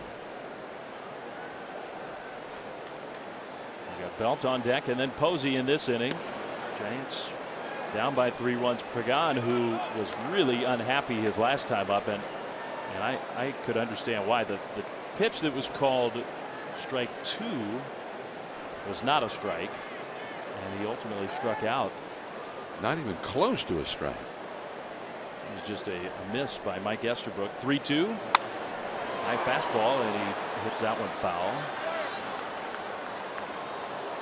But this feels like this is a big pitch, big moment in this game. You got the big hitters coming up. Giants need to get the offense going. The top of the order has just been shut down by Cashner. Truly has been. Top 4 hitters combined on base 1 time.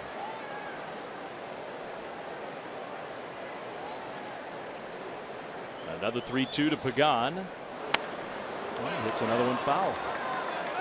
But anyway, the Diamondbacks season is just coming apart. And the Giants have swept them before the break. Now getting pounded by the Dodgers. First game after the break. And you do wonder if at some point they've already started to trade off a few pieces, but whether some big changes will be coming.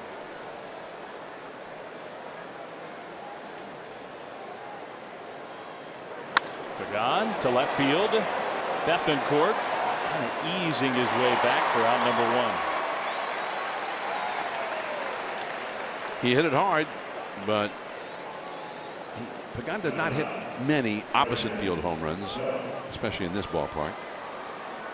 It was a 9-pitch at bat. He had a battle against Cashner, but it's out number 1. Here's Belt, who has not been able to catch up to the Cashner fastball. Well, they're giving him a bunt single to third, which with the score 4-1, San Diego might not be a bad idea to take it. The only man on the left side, Ramirez, playing deep shortstop. Backdoor curveball for a strike. I mean, ordinarily Belt hitting with as much power as he is, you can understand why the Giants don't really want him bunting even against the shift, but this is a spot where it could make sense. Not showing a bunt. Another curve. It's 1-1.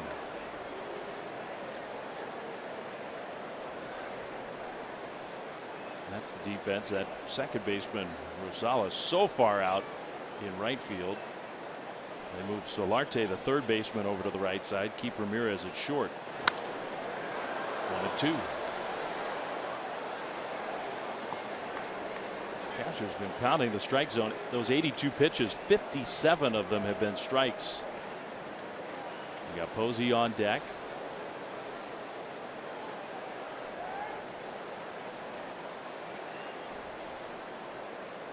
There's a kind of outing where the offers could be coming in for Andrew Cashner as soon as this game is over. Maybe they're coming in right now.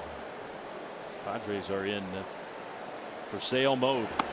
That strike 3 called to Belt. He is 0 for 3 with 3 strikeouts tonight.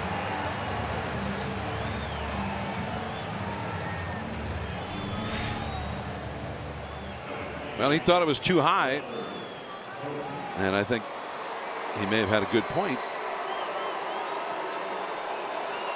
But 2 strikes. He also got the first pitch strike, that breaking ball. It was several inches off the outside. That was called a strike. So that's a tough at bat. Now a off-speed pitch into Posey for a called strike one. Buster 0 for 2.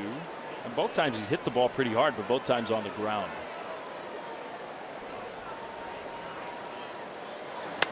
Gets that one very softly on the ground. And it's going to be another 1-2-3 inning for Cashner. So the Giants go down quietly, having a tough time against that guy tonight. Through 5.5. Padres 4, Giants 1.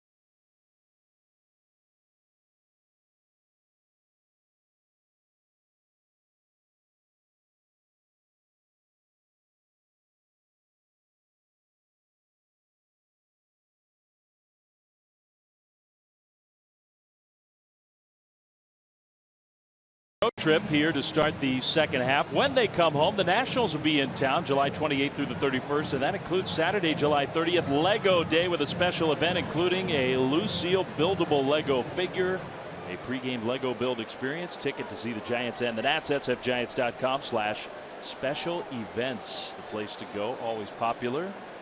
That'll be the first series head-to-head between the Giants and the Nats all year. It's the only team in the National League the Giants haven't yet faced. And they'll face them not quite back-to-back, but it'll feel like a home and home. Face them at home, go on the road trip, and face them on that very next road trip. That's weird. That is. Here come the Nats. There go the Nats. Well, when they face the Nats, it will be two ball clubs that could both be in the postseason. Yeah. It could be a playoff preview. Strike two to Bethancourt, leading off for the Padres. Bottom of the sixth, 4-1 Pods leading Bumgarner. The Nationals, you mentioned Strasburg, 13-0. Here's a drive to center field. Span sprinting, and he just can't get there. Plays the carom cleanly. It's a leadoff double. The catcher turned left fielder Christian Bethancourt hit it similarly to the way Will Myers hit his home run last inning. This time it stayed in the yard.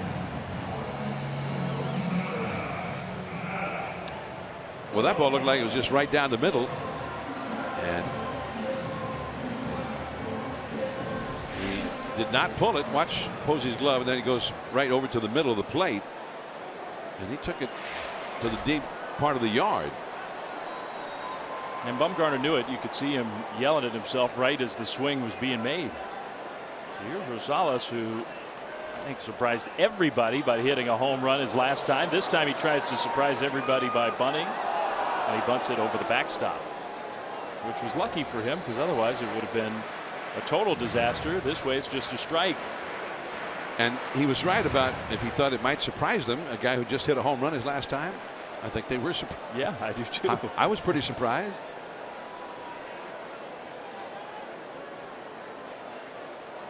Still nobody throwing in the Giants bullpen. 90 pitches for bunt. He tries to bunt again. Well, maybe that was the order from the manager. Could be. So he's trying to bunt this time. This was his last at bat in the 4th inning. A screamer right down the line, and just to the right of that yellow line, off the bricks. Looked like a lot of home runs in the home run derby. I mean, those guys were peppering the Western Metal Supply Company building. That is a chase and a swing and a miss on the curve. Strike 3. That was not as good of an at bat for Adam Rosales. Well, Rosales has not had a sacrifice bunt this year, and if in fact it was his manager Andy Green who wanted him to lay down a bunt there, he may not ask him again. Doesn't look too good at the bunting part of it. I mean, they're up 4-1. It's the 6th inning. It's an unusual spot to be sacrificing. Padres bullpen is busy, by the way. Left-hander Brad Hand is warming up. We got a potential pinch hitter in the on-deck circle. Brett Wallace is out there, not Cashner. There's Hand, the left-hander, number 52. He's kind of been the 7th inning pitcher. You got Buchter, who's mostly handled the 8th, and since they traded Fernando, Rodney Mauer has mostly been the closer. It's kind of the way that Andy Green has played it, and it's been a pretty good back end of the bullpen. There's strike 1 to Ramirez. Now this all might just be a deke. Dave Righetti's on the phone to the Giants bullpen. Meanwhile, it might be just a deke to try and convince the Giants that you better pitch to this guy, because I'm going to send up a pinch hitter. I'm not going to send up Andrew Cashner if you pitch around this guy. That one is up and away from Bumgarner. Ball 2. On the other hand, you got a guy who's been on the DL twice, Andrew Cashner, and maybe they're trying to protect here, approaching the trade deadline. He's thrown 85 pitches, not a huge number, but he's pitched really well. You got a good bullpen that's totally fresh after the All-Star break. Well, it's been a very positive night all the way around for Cashner. It kind of looks like a guy there on the rail of the dugout who's finished. And it's Brett Wallace who's out on deck, a left-handed hitter, and they only have left-handed hitters on their bench tonight. All their righties are in the lineup.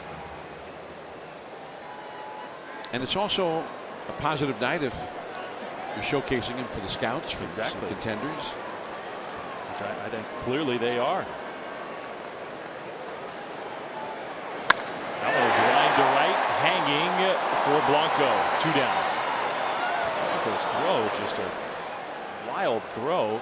He's had a real hard time with his throws from the outfield. You have to wonder whether his shoulder problems are affecting that. He had the shoulder issues, and then later on he had a knee problem, either one of which could hurt your accuracy and make it a throw. Brandon Crawford, though, is the right guy to make a wild throw to, because Crawford covers a lot of ground even on cutoff throws. So it is Wallace who's going to pinch hit for Cashner. 6 strong for Cashner tonight. Well, for teams scouting Andrew Cashner tonight, that's a ball to Wallace. If you thought he could come close to replicating his stuff that he showed against the Giants, the Padres are going to get a real good prospect in return for him, because that's an impact guy.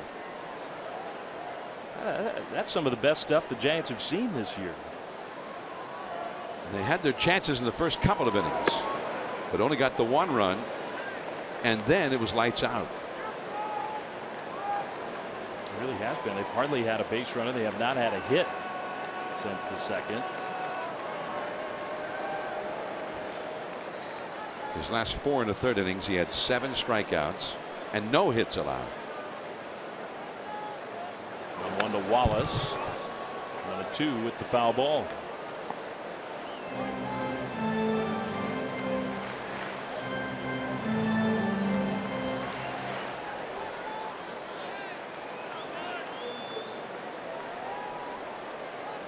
Nine strikeouts, no walks. The 4 hits, all of them in the first 2 innings, and only the 1 run.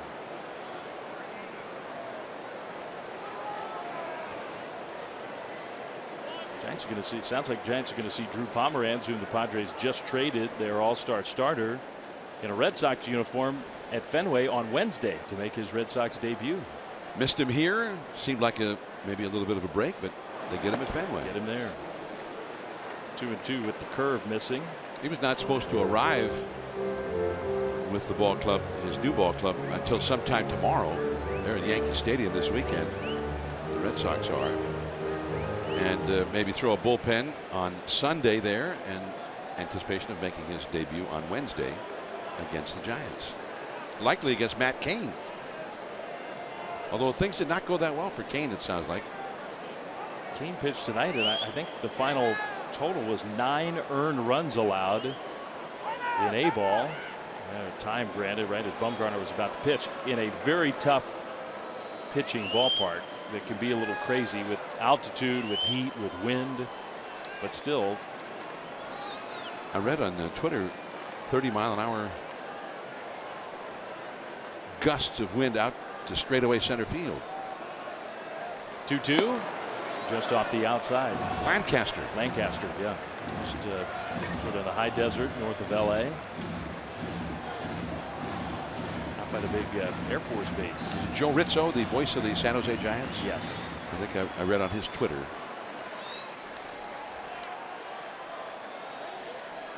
So it could well be that the elements were a big reason why, but the raw numbers did not sound good from Cain. Maybe it was just purely about building up pitch count and getting arm strength. 3-2 to Wallace. He struck him out with the curveball. Could well be the last pitch that Bumgarner throws. 6 innings for him. Kipe comes back and joins John. Giants trail 4-1.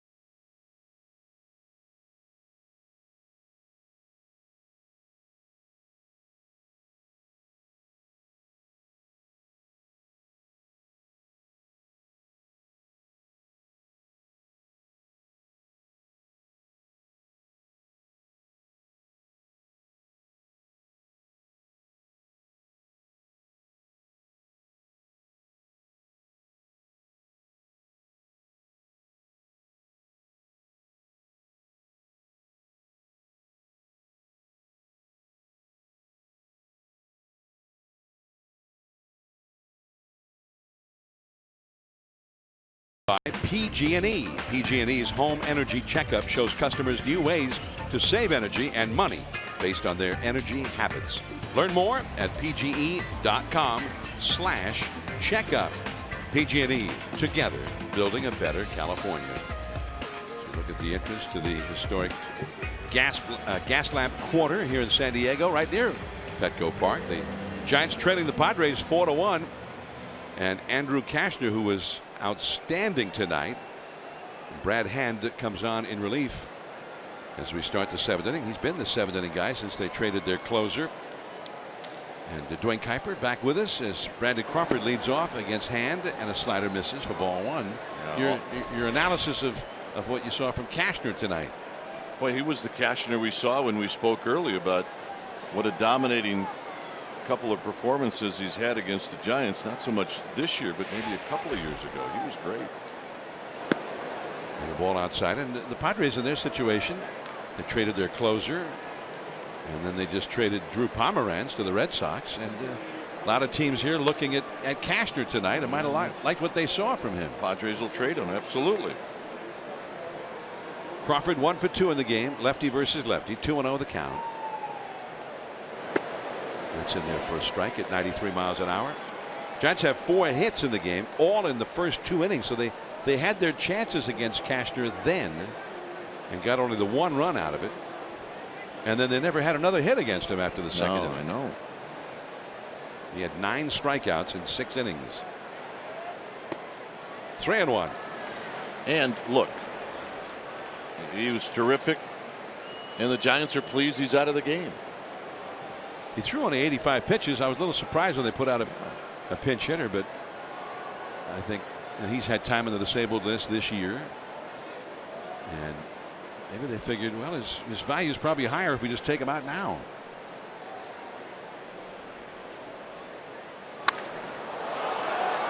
Center field, plenty of room out there for Jankowski over toward left center. And there is one away. For comprehensive coverage of everything orange and black, check out pregame live and postgame live before and after every regular season Giants telecast on CSN Bay Area.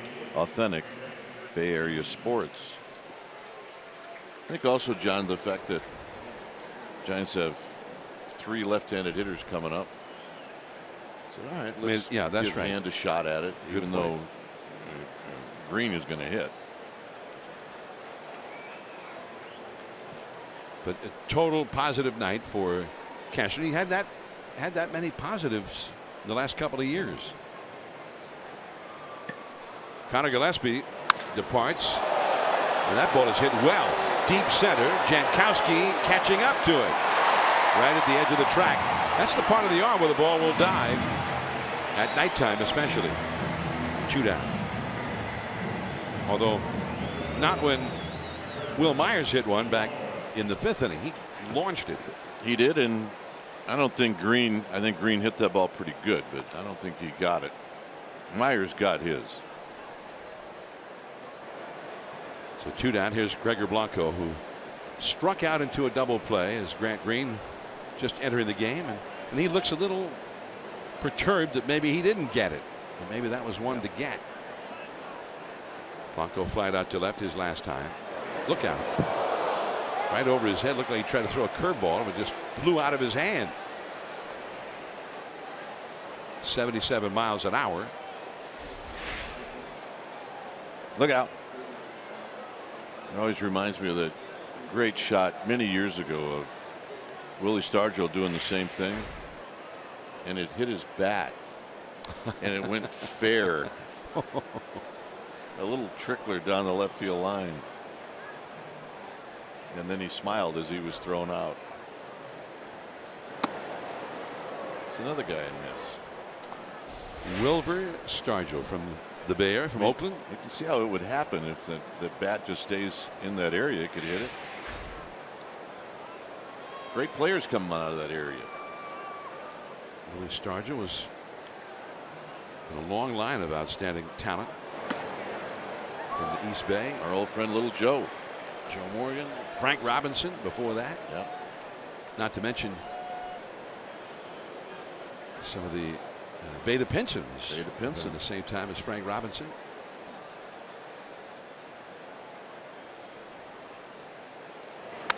I'll start a team right now with that bunch. Yeah.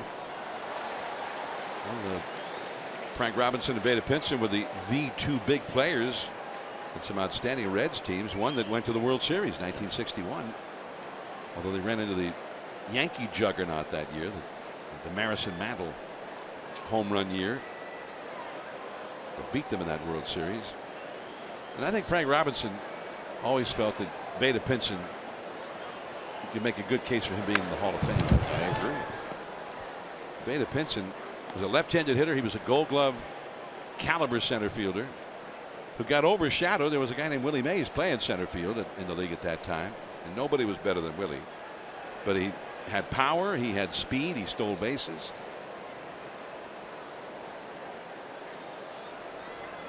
Two and two the count to Gregor Blanco. 2 down, nobody on. I've told this story before, but the impact that radio announcers had on me when I was a kid, and I'll never forget Earl Gillespie, the radio voice of the Milwaukee Braves, saying that Vada Pinson was so fast that he never wore out a pair of spikes. And I thought, wow, that's he fast. And I believed him. Is that a true story? Oh, my goodness. Rosales over to his left. And the Giants go down in order. They have not had a hit since the second inning. 7-inning stretch time. 4-1 Padres.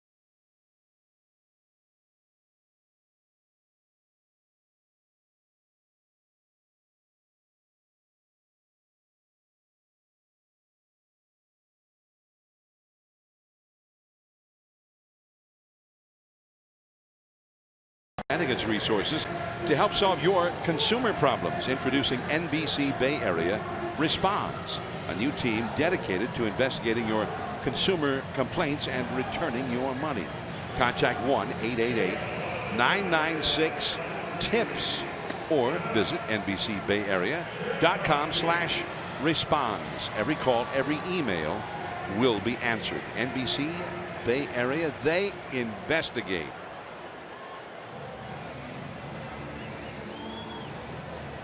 Here's George Cantos into the game in relief of Madison Bumgarner. So Bumgarner goes 6, allowing 4 runs, 7 hits. He had 9 strikeouts, but threw 103 pitches, gave up a couple of home runs.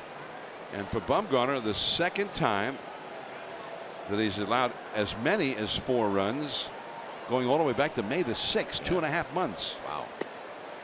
Jankowski leads off against Cantos. The Giants reworked the infield as well. Pena now at third, and Grant Green, who pinch hit for Connor Gillespie, stays in to play second.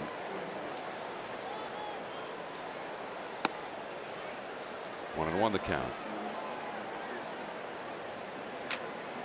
Well, this Padre ball club, they're well below 500 for the year, 38 wins, 51 losses, but they're over 500 against left-handed starters.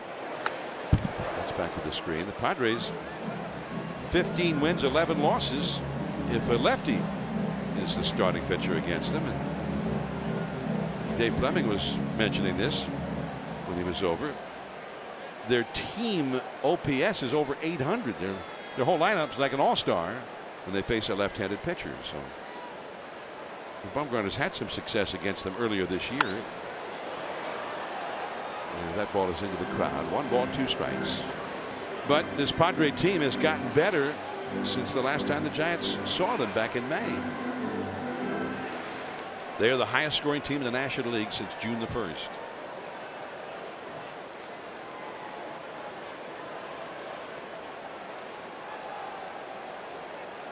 Jankowski is 0 for 2. He tried to drag bunt his last time, and Bumgarner got him on an excellent play.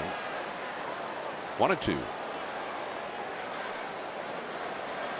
Tomorrow's ball game is an earlier start, a 5:40 first pitch, And that'll be on CSN Bay Area.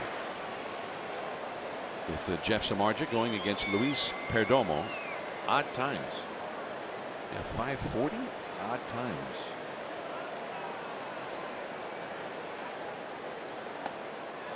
Well, he tried that cutter, missed very high with it. 2-2 the count. Cueto is going to go Sunday because Cueto was the National League starting pitcher in the All-Star game through 32 pitches. They decided to give him his full rest from Tuesday. That puts him up Sunday. So Samardzija will go tomorrow. They did kind of like the way Bumgarner one day and Cueto the next was working out in the first half of the year. And they might, the way Bruce Bochy put it, tweak it and put them back in that alignment after this weekend, which they can do because they have 2 days off this coming week. A Monday off, 2 games at Fenway Park, and then Thursday off before they go to Yankee Stadium, where they could slot Cueto back in next Saturday right after Bumgarner on Friday if they chose to do it.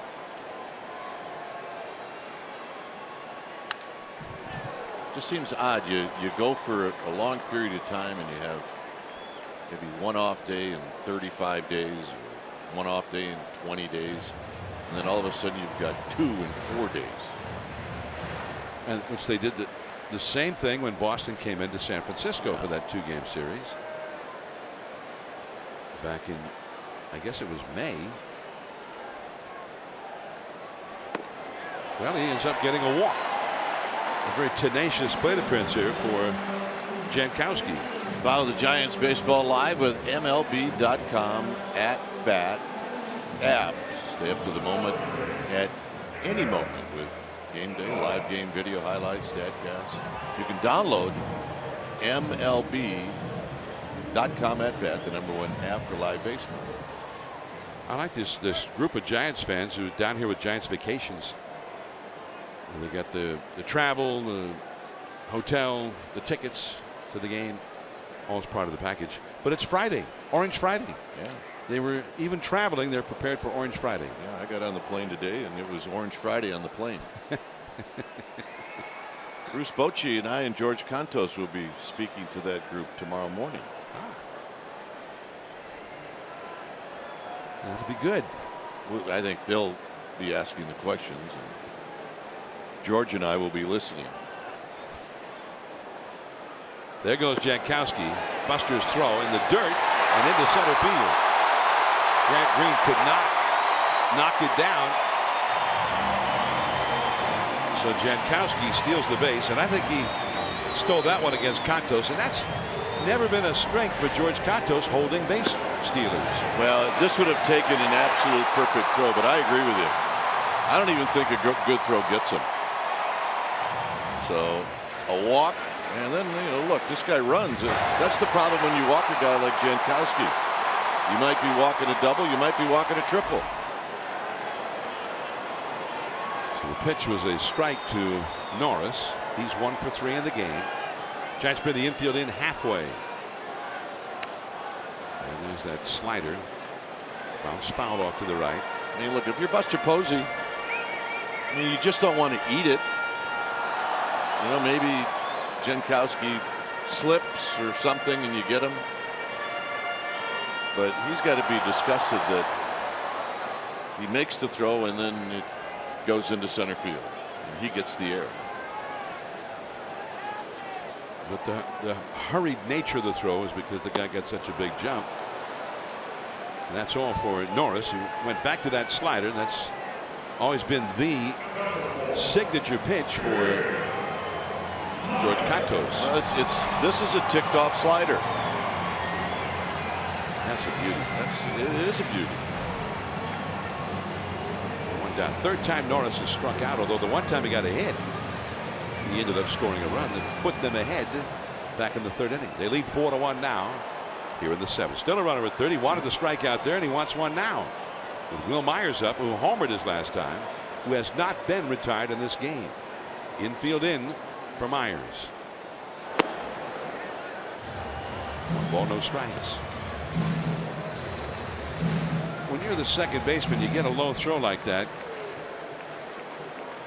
is, I mean, your job is to somehow figure out a way to keep it from skipping into the outfield if possible. I have my own theory on what to do.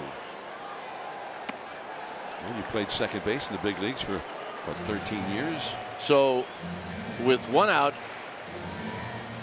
I always tried to do what I could to block it, to keep that guy from getting the third. With 2 outs, I might take a good shot at swiping at it. Okay. And then if the ball did get into center field, it didn't matter. The guy was in scoring position anyway. And it's 2 outs. He can't score on a fly ball. Absolutely. Myers went deep his last time to the big part of the yard.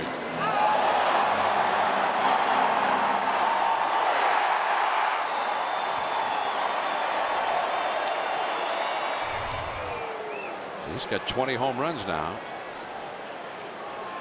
So with nobody out, you said what you do with 1 out versus what you do with 2 out. What about nobody out?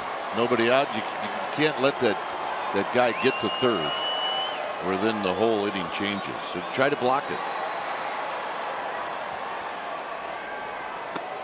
So I mean, you try to block it, John, if it looks like the guy really has a good chance of being safe. If you got a good chance of digging it out and putting a tag on him, you know, that's always option number 1. But that's a play there where Green should have a pretty good idea that he's not going to be able to dig it out and make it play. So just knock it down. Right to Crawford, double play, and the inning is over. Wow. That's the way we had it planned. Wow. It's always a good idea. Make him hit it to Crawford. Yeah, hit it to Crawford.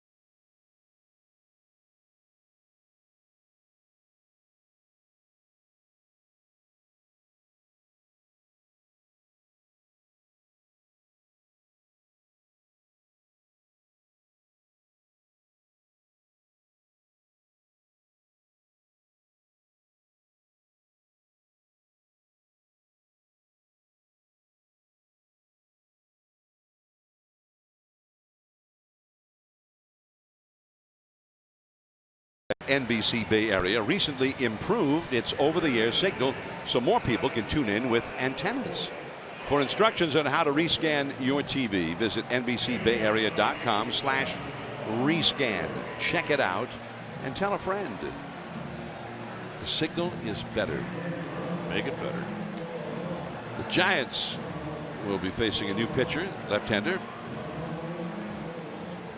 Ryan Buchter is in, and he's having a very strong year for them. Very strong year. You see his ERA at 2.61. This will be appearance number 42. And he can be wild. As Pena takes ball 1 down and in. But 38 innings pitched, and he's had 55 strikeouts and only 23 hits allowed in 38 innings pitched. 21 walks. So you try to get on. Patience is wise. It's 2-0. So he's averaging about what, 5 walks per 9 innings, and that's a lot. And now if you're Pena, it might not be a bad idea to take a pitch here. Pena has singled, and he's been hit by a pitch. Mac Williamson is out on deck. Giants are down 4-1. Oh, well, that was a little bit of a late call, wasn't it? It was, and Bruce Bochy's not happy. Well, it was way away from the target of Norris. He's on the inside. The ball goes to the outside. Now, maybe it was over the outside. No, it was not. He swings away. And there is Will Myers. Unbelievable.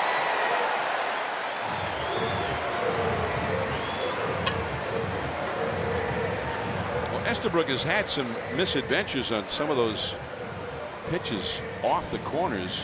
He called one on Pagan back in the third inning that, according to the pitch FX, was 8 or 9 inches off the outside corner. A strike. Brandon Belt got one that was up almost to the lettering on his shirt that he called him out on in the 6th inning.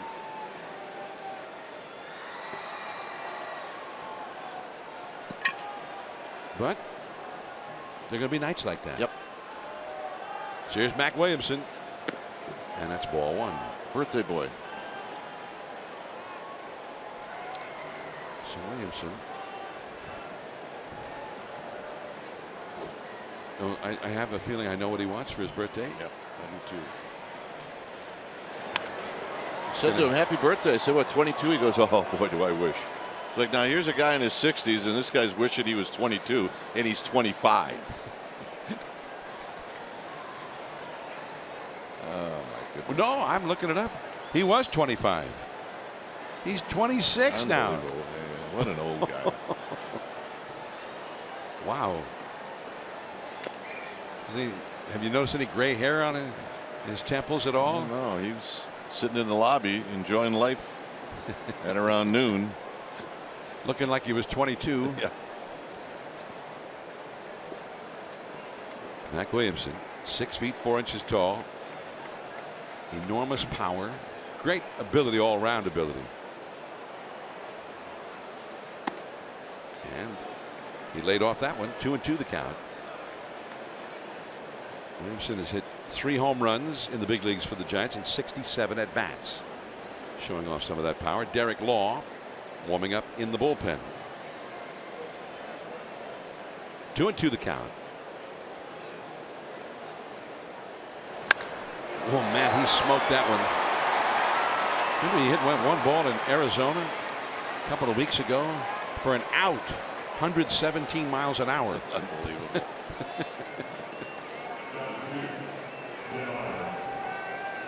He is powerful. I mean, he gets both cheeks into this, and if he had a little bit of an uppercut, you'd probably see a few more home runs from Mac Williamson. So he's aboard with the pinch hit single. His second pinch hit. Denard Span got a base hit his first time up, but has struck out and flied out since then. We're in the 8th. The Giants are down 4-1. Right on the outside edge for a strike. And that's not too far behind to think about a comeback. You have to get started with some of the small things first, like getting a man on base. Absolutely. That's only their second base runner since the 2nd inning, and their first hit since the 2nd inning. So we'll see if that's the start of something bigger. That's a double play ball. 1 inning over. Pulled out of the dirt by Will Myers.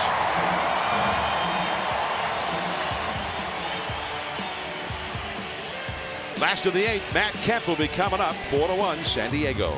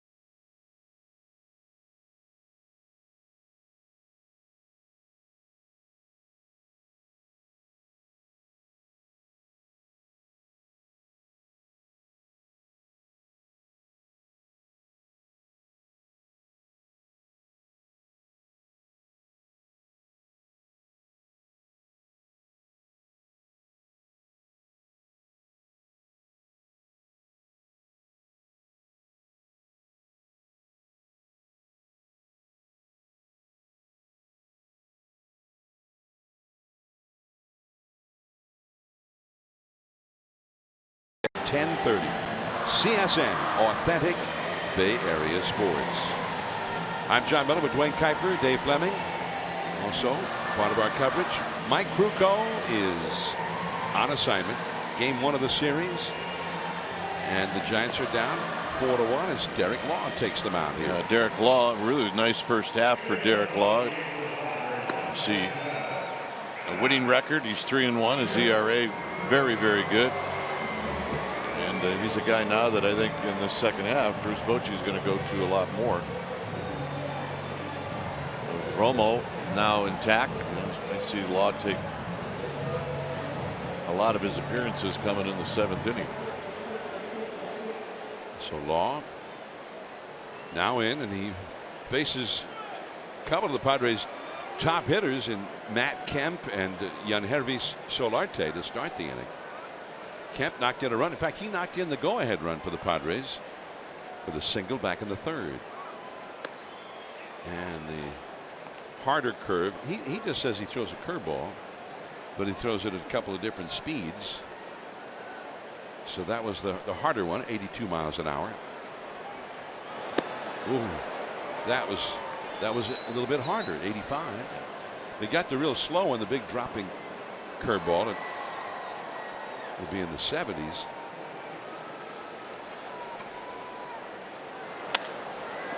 Now the Giants were overloaded on the left side, and Grant Green, that's almost exactly the spot that he hit that single against Bumgarner, and nobody was there for the RBI single back in the 3rd. Knocked in a run in the 3rd inning.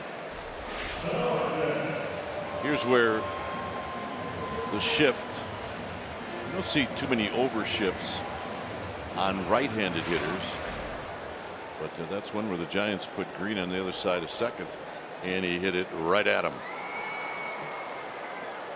Solarte, switch hitter, and he knocked in a run with a double to left in the 1st. And struck out and grounded out since then. 4-1 the Padres lead. We're in the last of the 8th inning. The Padres have been using Brandon Maurer as a closer. And the big right-hander is up in the bullpen right now. And it's a ball and a strike. Well, one thing, I think left-handed hitters get victimized more by the shift. A guy like Brandon Belt. There's Maurer. Yeah, and they do it because it's a shorter throw for that 3rd infielder. And that second baseman goes sometimes 30 feet or more into the outfield, and he's still got the ability to throw him out. I hated it. There's only a few guys that we did it against when I was with the Indians. One of them was Lee May. The big bopper. Enormous power, and he was a great pull hitter. And you just find yourself, well, you're almost playing a shortstop position. There's a reason you're not in the big leagues as a shortstop if you're a second baseman, unless you're Robbie Alomar. So suddenly you have to make a throw like a shortstop. Yeah, it's like, wow, that's across the country. But now Lee wasn't that fast. No, you can take your time, absolutely. Weird things creep into your head when you're playing way, way out of position. Well, Grant Green handled it well to get Matt Kemp. That high fastball puts Solarte away. Bumgarner got him swinging at a high fastball when he was batting right-handed in the 3rd, and now Law uses the same idea when he's batting left-handed. Probably going to see a few tomorrow. So 2 down. And here's Bethancourt, who has struck out twice and hit a long double his last time over the head of Denard Span. Giants will give it their best shot in the 9th inning as that pop-up. Brandon Belt takes charge. And that is the inning. Quick pitch. Little Johnny Cueto influence there. Yep. It'll be Pagan, Belt, Posey, Crawford due up 4th. We'll be back.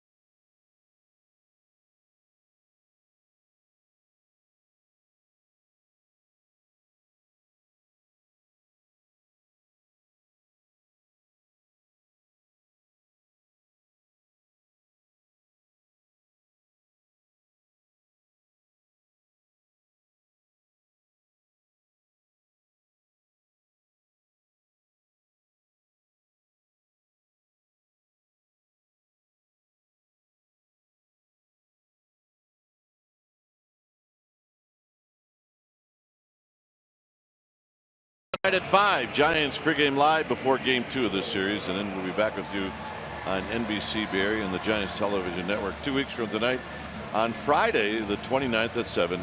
Giants and Nationals from AT&T Park. 4-1. The Padres lead the Giants. The Padres, who have not beaten the Giants this year. Brandon Maurer, the closer. They slotted him in as closer after they traded Fernando Rodney. And that is called strike 1 to Angel Pagan, who is 0 for 3 in the game. And there's the Dickerson, the new left fielder. Alex Dickerson. He's only got 1 save, John, and that tells you that you're right. He's been an 8th inning guy up until just about a week ago. Little backdoor slider. That was a good one. And it's 0-2. Looked like a ball off the corner, and it broke back to the plate.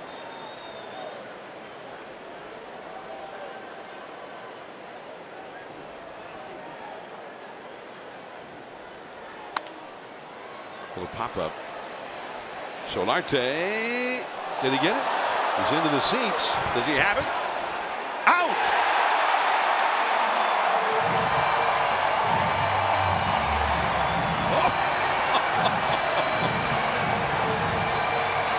Does that mean he trapped it if it's got nacho cheese all over it? Solarte's not that thrilled about having nacho cheese in his glove. Now he needs a towel. Well, how does he know if once he disappears? Well, you don't know. I mean, you don't know. I mean, look, he gets it right into the webbing, so it's unlikely that it came out. But what I'd like to know is, how did the ball have all that gook on it, cheese or whatever it is?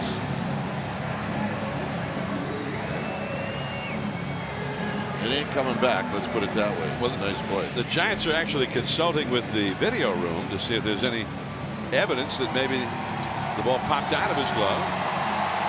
But I mean, we certainly don't have it. Now, there isn't anything that you can see.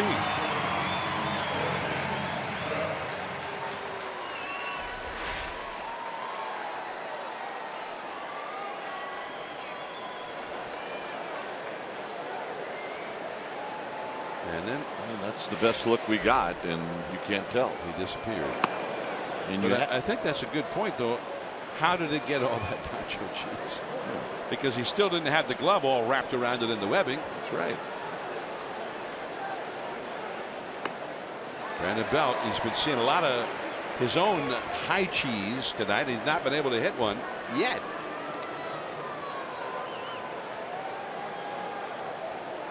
Plus, there isn't any other marks on him where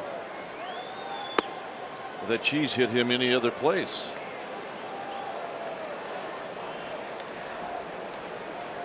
We need an investigation down there. Who's that NBC Bay Area investigative there you report? go. Come on. Absolutely. Get him out of here. We'll talk to those people. We got to get some depositions.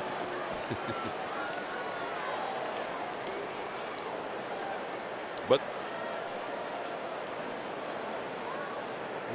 Chris Kamara, we had him on a couple weeks ago. They're giving Belt that bunt to third, and he showed bunt and then took it for a strike. So no nacho stains yet on the. So it must have, the stains must have come when Solarte came out, because the padding there is clear. We're trying to do our own little investigation here. Yeah, I'm with you. See, there's part of the crime scene.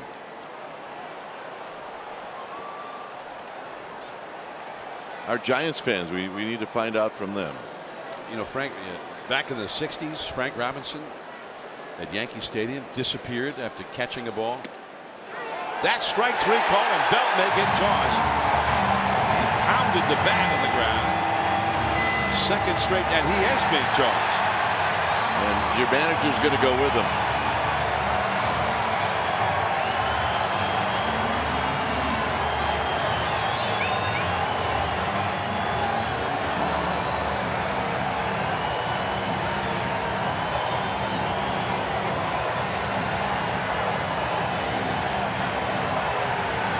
Dana DeMuth is the crew chief. He's walking down from first base.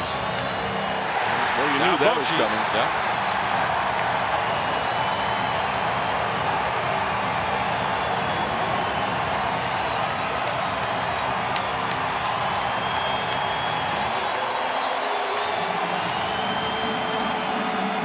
Brandon Belt has been one of the leaders in the National League in getting walks. He's shown a great knowledge of the strike zone this year. And he gets called out for the second time in a row on a pitch that he thought was ball 4.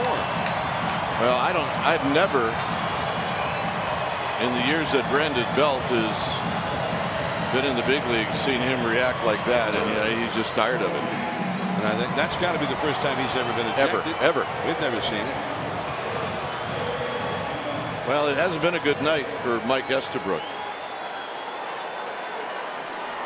And hopefully when he goes back to look at the tape, he'll realize that it hasn't been a good night. So here's Buster Posey. See the catcher's glove on the outside. That ball goes to the inside. I mean, that's a horrible call. There's been 3 or 4 of those. I'm not quite sure.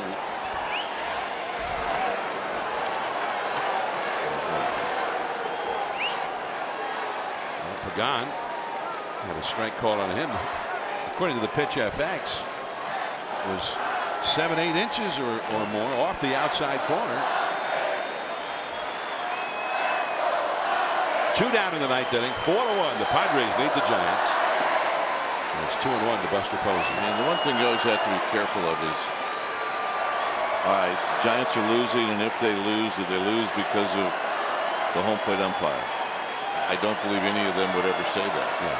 But it can keep you from getting a couple of rallies going.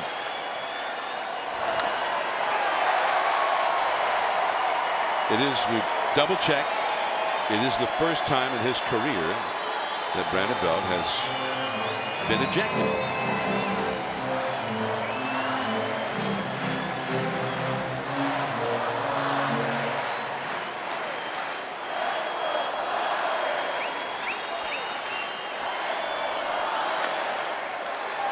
Solarte and the Padres for the first time this year beat the Giants in 10 tries.